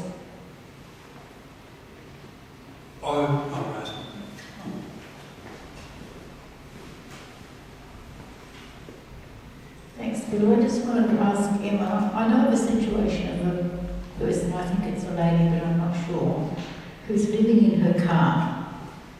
I think she's been there for about 12 months at least. How can this situation be addressed, and who do I approach, please?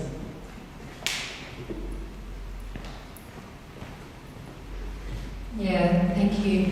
Those situations are really, really distressing, and certainly when I was working at the Women's Centre, we would get a call about a woman in a situation like that at least once a week.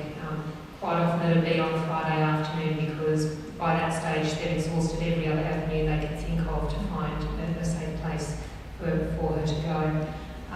It is really important that people in that situation contact OneLink to find out what's available to them. OneLink is a really good starting point. We do have quite a number of different services that can provide crisis accommodation for people, but OneLink is the place to find out who's got availability right now and what can they do to help. The other important thing to think about is what other services and supports someone in that situation might need. So it might be things like food relief, making sure that they know about the food pantries like the Communities at Work one in Tuggeranong and Gungahlin, or the YWCA one down in Lanyon, and making sure that they know about things like the ACT Women's Health Service that can provide counselling and health services for people, including GPs and dietitians and people like that, because quite often someone who's been living in that situation for a long time is going to have impacts on their health and on other things that they need support with as well. I haven't spoken with this person, I just know the situation. See who they're on with, see the car they're on with. Yeah, and it's good to know that the people in the community are looking out for each other like that. So making sure that person can get in contact with services like OneLink, and also with places like the ACT Women's Health Service are also very good at connecting people on. Thank you.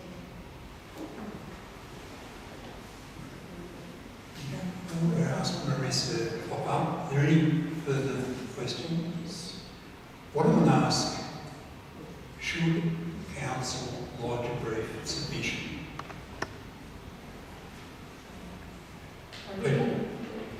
You think it should?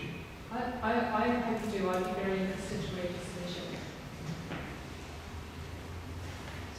It sounds like can people please contribute some text? We've already got John's on video, so I think we can stylise that for a submission. Can you put something on Facebook, Bill, just to remind us? Certainly. Certainly. It was already on the agenda to do tomorrow. Yeah. I was going to ask the question. A few of us are bouncing ideas around. The rates, land tax issue came up in the conversation.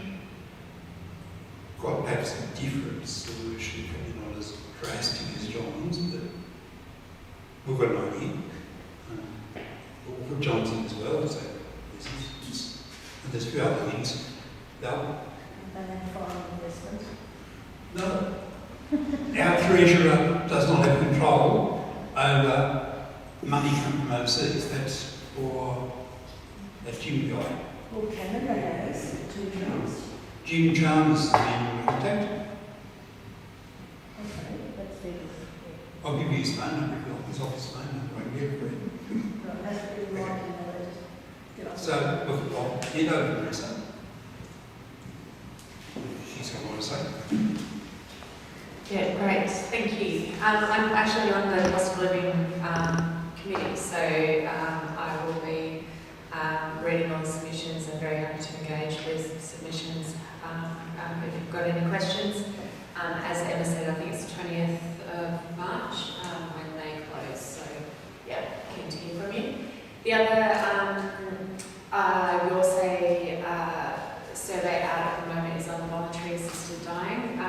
There's a discussion paper, and this is asking a whole range of questions. It sort of sets out some of the issues where the last state, the two territories haven't legislated, so we do have legislation in other jurisdictions to look at, but we obviously want our legislation to be best practice on this issue. So it poses a lot of questions through the discussion paper. For example, one of the issues that they're wanting input from the community is around the age of consent for voluntary assisted dying. I think the other jurisdictions have 18 as the age, but there's a lot of work being done on young people, if they have the sort of cognitive ability to make decisions about their life, and if you have a young person with a terminal illness, we're asking the community whether you think that's appropriate, that they would be able to engage with that service. So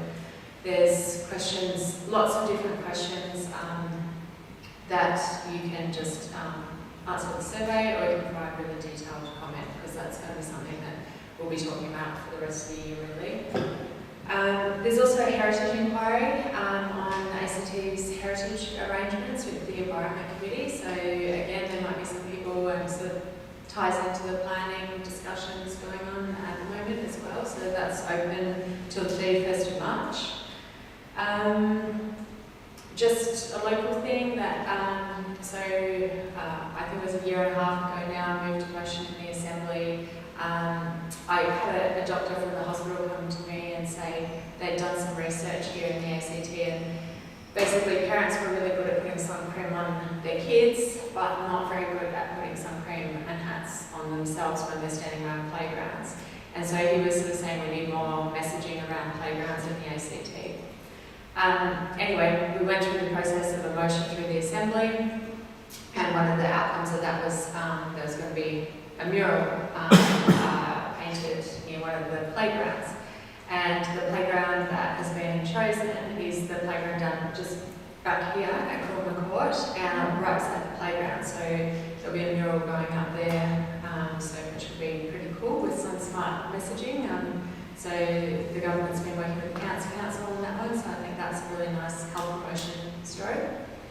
And just finally, I guess last sitting in the Assembly, I moved a motion around online reporting for police.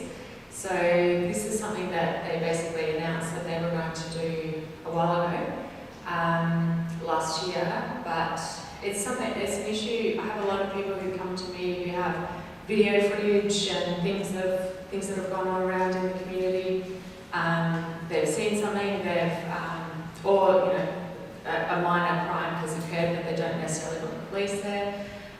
So this is just another mechanism, another avenue for people. There's Crime Stoppers, obviously, but this will be another reporting avenue, particularly if you don't feel you need police, but you do want, for example, an incident number, that type of thing. So that was passed in the Assembly last week, just to basically get that happening and see some resources put into that over the coming months. So yeah, I'm pretty happy to answer any questions. As you know, we put a lot of effort into dangerous driving and bike submission and appearances. When is that likely to report? So that'll be, I think we sort of tentatively said, within the month, but we'll see. It's a big report, and a lot of work has gone into that. But we've also had sort of subsequent inquiries on a whole tranche of road safety amendments came through the Assembly at the end of last year, which really do go to address a lot of the evidence that we heard through that inquiry. So we've also been running inquiries into that legislation as well. But yeah, there's some really good stuff happening in that respect, and there will be plenty more coming as well, because this is an issue in our community. Definitely. I don't know about other people. We were talking just today. Things seem a little bit quieter than they've been, but I'm seeing some other books that suggest not. We heard a lot of sirens, a lot of police chases for quite a few weeks there, so maybe we can move somewhere else. That's a comment. Is there any other questions from Risa?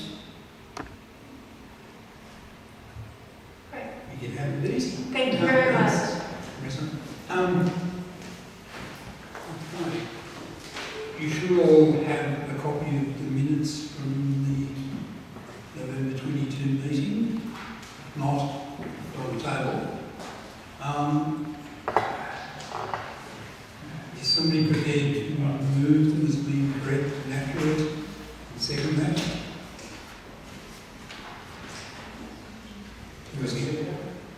You were here, right? No, I was. I'll go on, you said, who's going to do it? Oh, have you got a mover? Good on I'll be moving. Second. Boys. Okay. Any business arising from those minutes? You want to talk about? Okay, quick, move on. You've got a chair report in the newsletter. And look, I'll try to fly through it. I'm longer than I thought we were going to. The Return to Australia container machine, the vending machine, is now up and running over in Commons Court, and it opened the day all that debate about parking started, and I thought, oh no, this is going to blow up.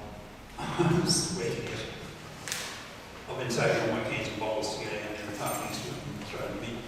But we've had one comment on Facebook from somebody who didn't like it because he lost 4 parking spots, I think. But actually, you look at it, it's a very tidy unit, and I think, especially the charities around here and the little kids will do well. Source of pocket money. You don't see as many cans and bottles around the parks and the streets as you used to. We should see them fewer, I'm hoping. So it's good. Please use it. The DA for the former AFP side is still going on. And when it's approved, I'll let people know. I really have no insight into why it's being held up. Now the intersection improvements we should start seeing happening on Reilly Street and Hindmarsh Drive, Nematira and Street and Drive, and Mason Street and Street and Drive. They were all now sized because part of black spots and all that sort of thing. And I don't think anybody would argue about them being needed. We all see interesting scenarios out there, and there's been the odd serious injury, there's been a couple of fatalities, so yeah. We talked about the Duffy block. Minister Steele announced the contracts on the High Level Bridge, which the council campaigned for years before the Molongo people came into being. And treat as a strategic link. In terms, if there's a major event like another bushfire, which Margaret's talking about, really, when you think about it, there's only one exit at the moment. So having a second exit would be very handy, especially as there's probably 15,000 people out in the Molongo Valley now. So, once again, raises that debate. You do the infrastructure before you get people in, or after.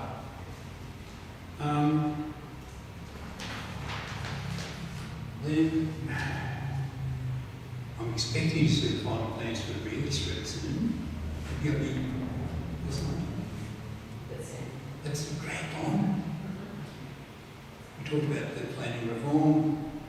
We talked about the inquiry into dangerous driving. I don't know enough about that.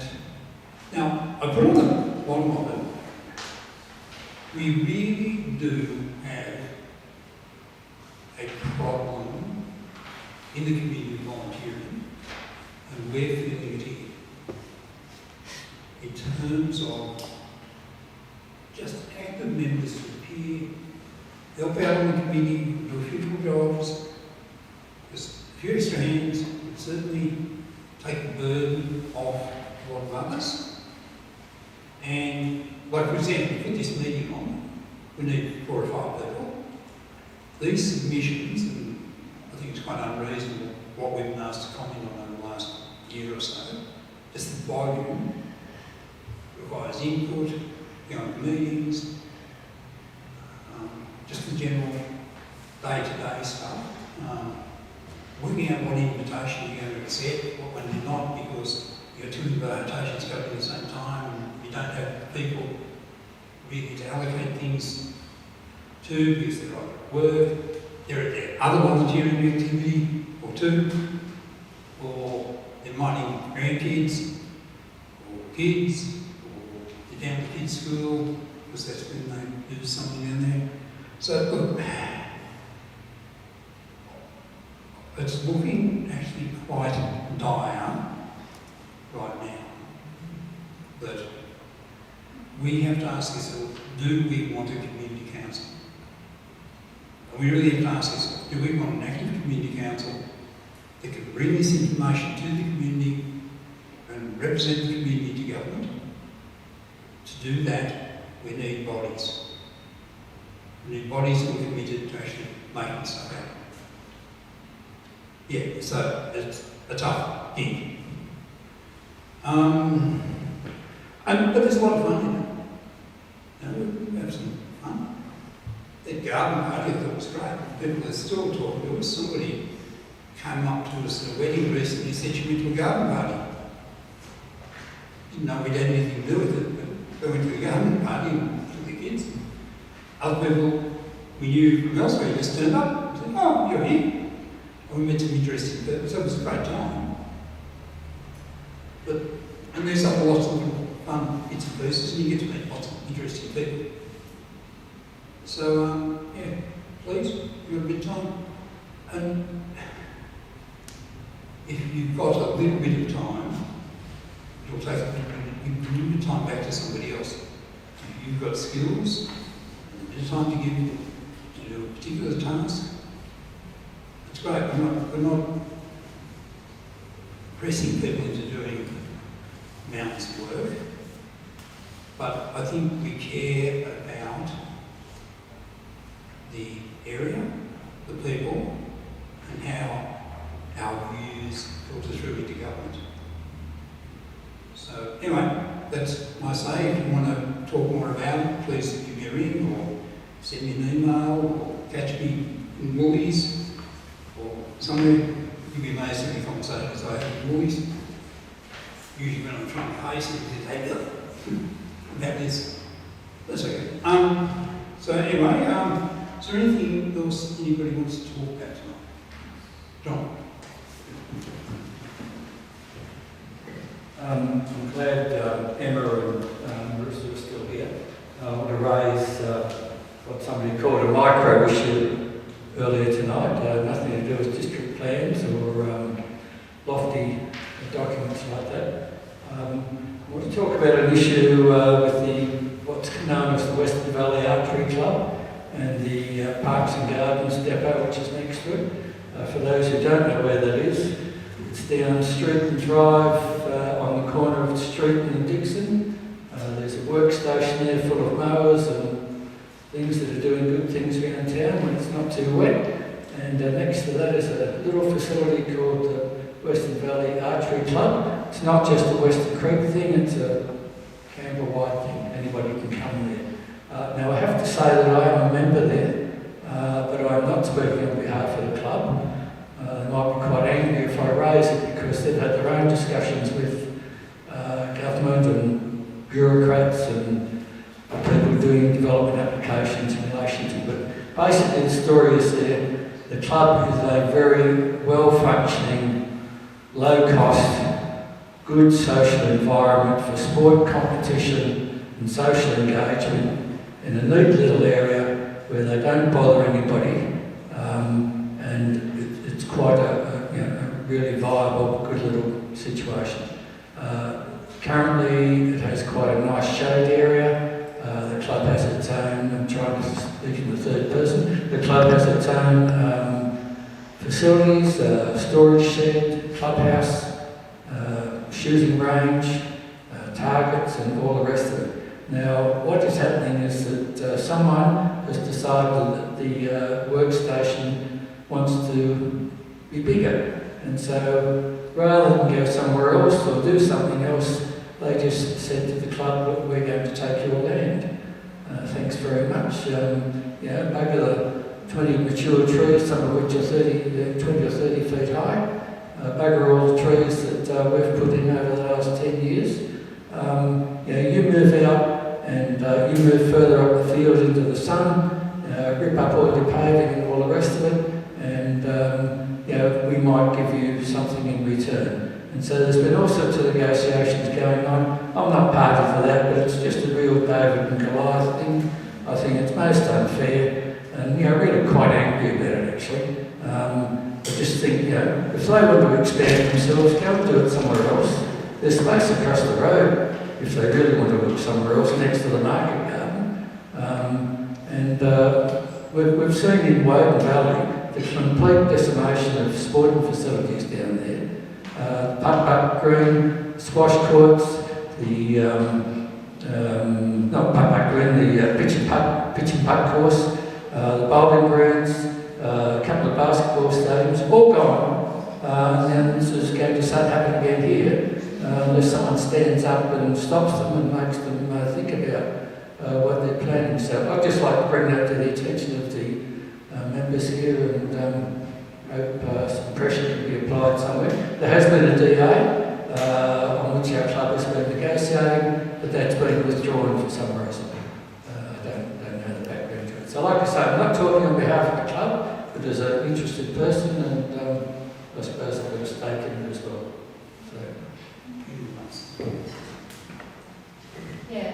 Thank you for telling us about that. I do know the club fairly well. I've actually done archery down there myself.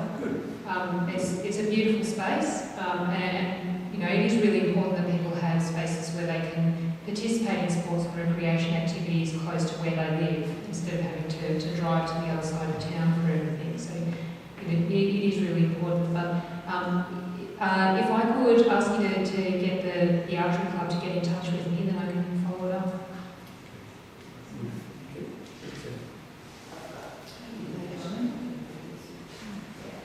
I've been working with the club in their communications with the government. So it's a negotiation, and I think the government is very open to what the club's needs are, and it's just a matter of trying to work it out. And there are issues around the trees and the shade, and so the club's proposed a shade sale. So I think there's things like that there'll be planting and that kind of thing, but those trees will take time to get to the shade level. It's going to put the club back 10, 15 years. There'll be other facilities that the club will have as a result of the move too. So there'll be toilets and there'll be better storage. There will be some, but it's a fight to get something that's worthy as a replacement. Well, I hope that it's not looked at as a fight though, because I'm trying to support the club in this, and it isn't a fight. It shouldn't be a fight. It's a struggle. Yeah. But I'm very keen to support the club too. It's a David and Goliath situation, because the club has no power, in my view. Yeah.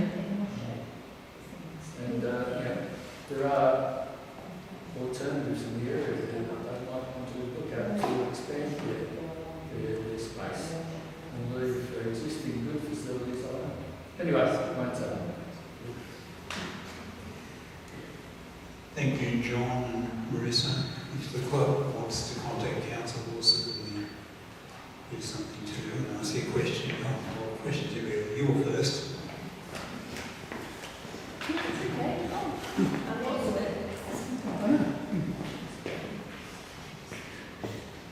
If I could just clarify, if there was a DA that's been withdrawn as in negotiation, and it's a facility for the area and for the locals, how do we have feedback and what's the consultation process for the residents? It hasn't started. So there will be a chance for the DA will go back up? Yeah, that was accidentally put up, so it wasn't supposed to go up. Yeah, it's still in negotiation. So. Okay. It is a lovely strip of land all along there, and I'm here in competition for that land, further competition. No DAs on lodging, I'm aware of two residents. Where the tennis courts are and around, there's a few that will want to get their hands on it, the various facilities.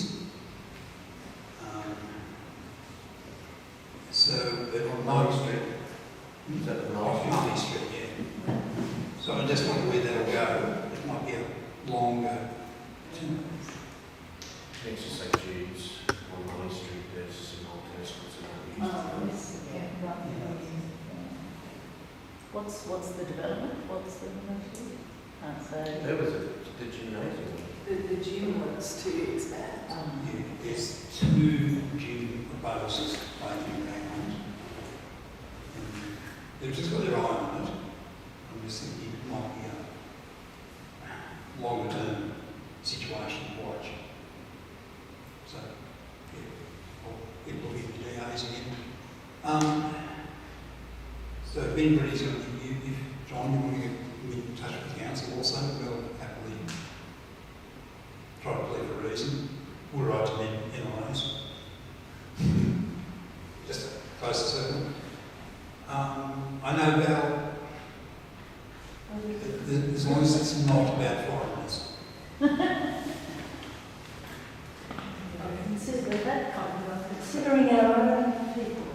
However, they're putting a price on the car park, stronger car park. That's a tax on athletes.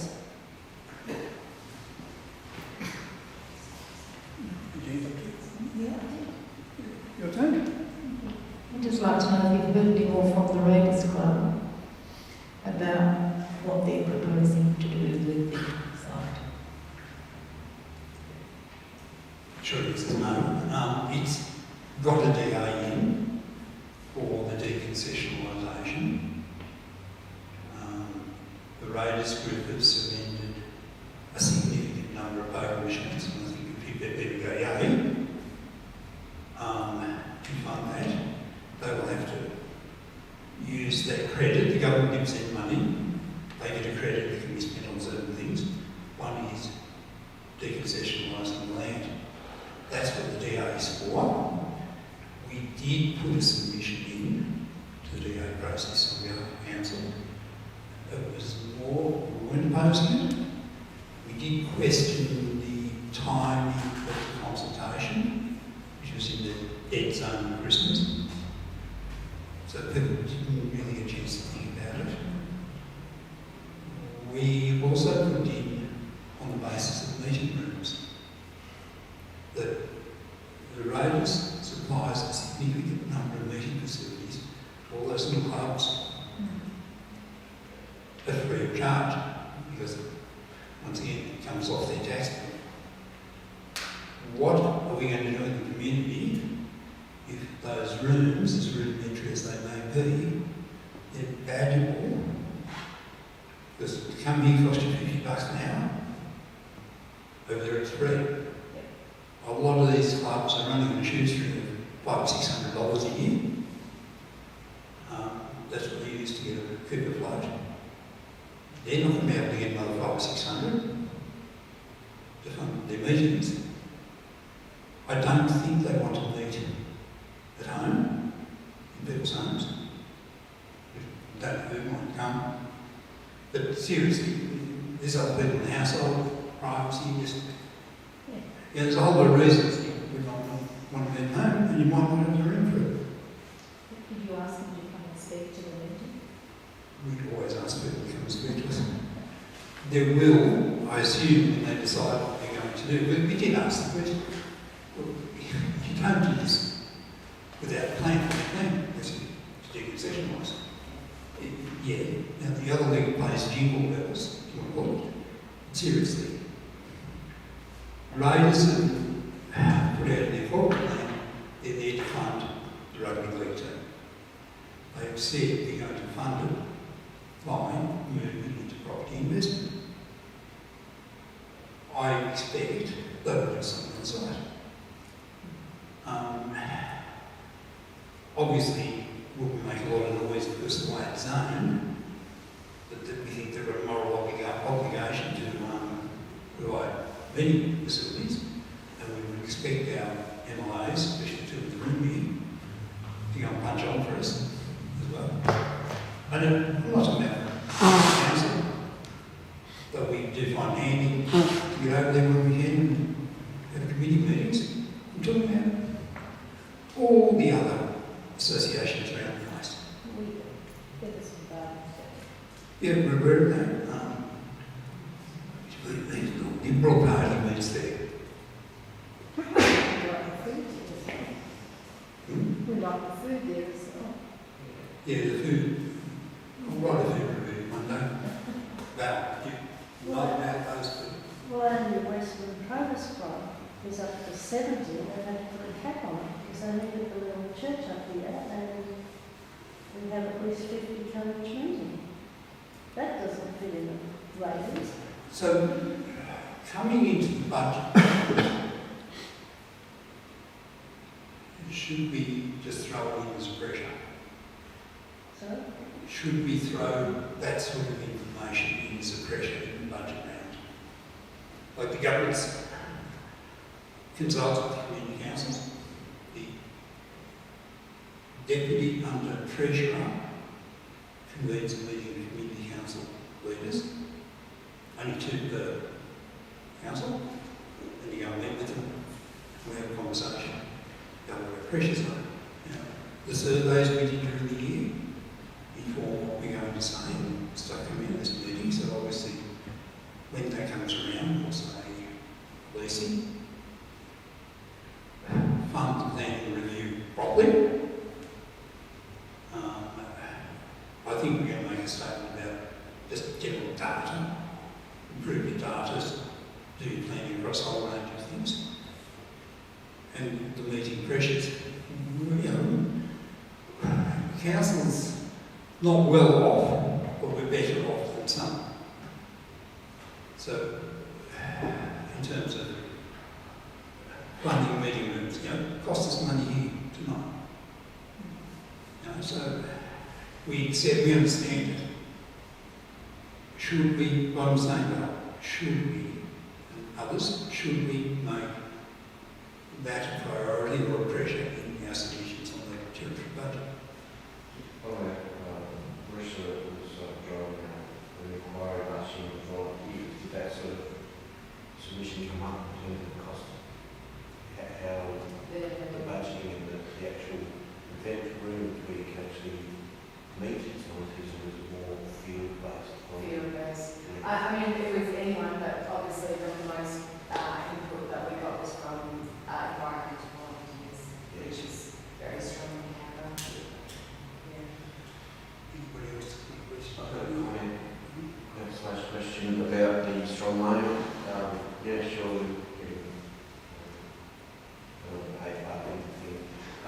Is there going to be an application? They came in and talked to us about the large amount of bitumen which is just going to become an urban heat island.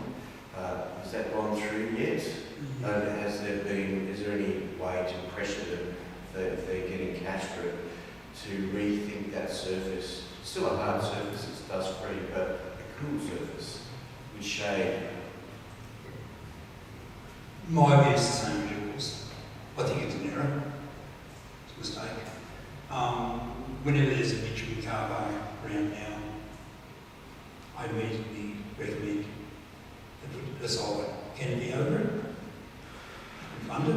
Might require a bit of extra money up front. In 20 years' time, more than pay for itself.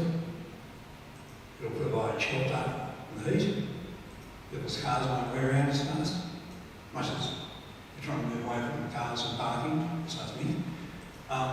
But more importantly, it could be a demonstration of what could be done. Now, I put on our Facebook page the other day a photo of some solar panels on a car park in Lygarden in Sydney.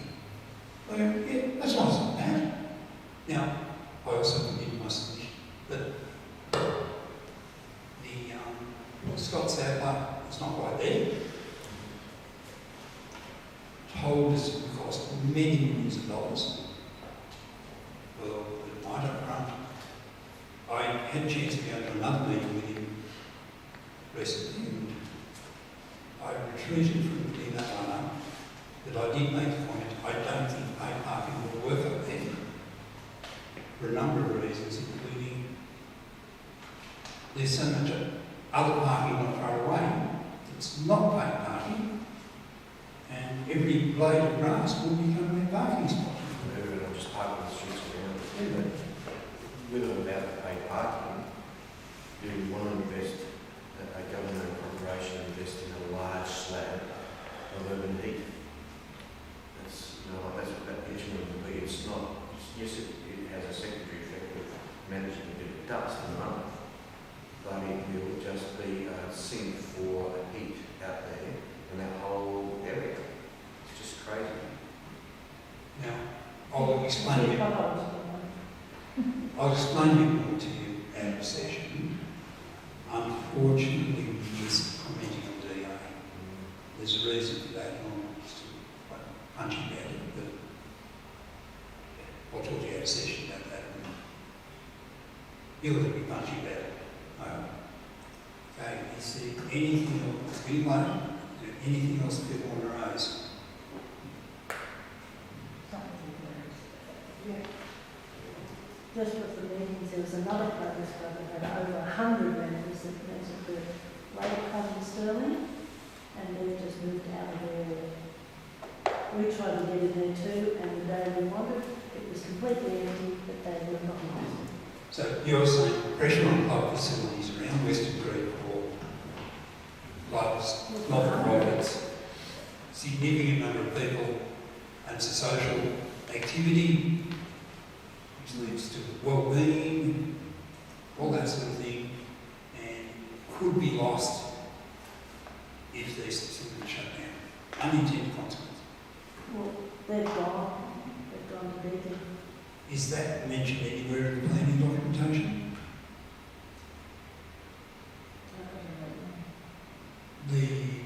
How the clubs provide available, it is mentioned in our response. Yeah, we're not going to let it go. So I think it's important. Anything else? And close up and back up. I can work out the fight for the islands. Sorry? We did. I was waiting for you to get up.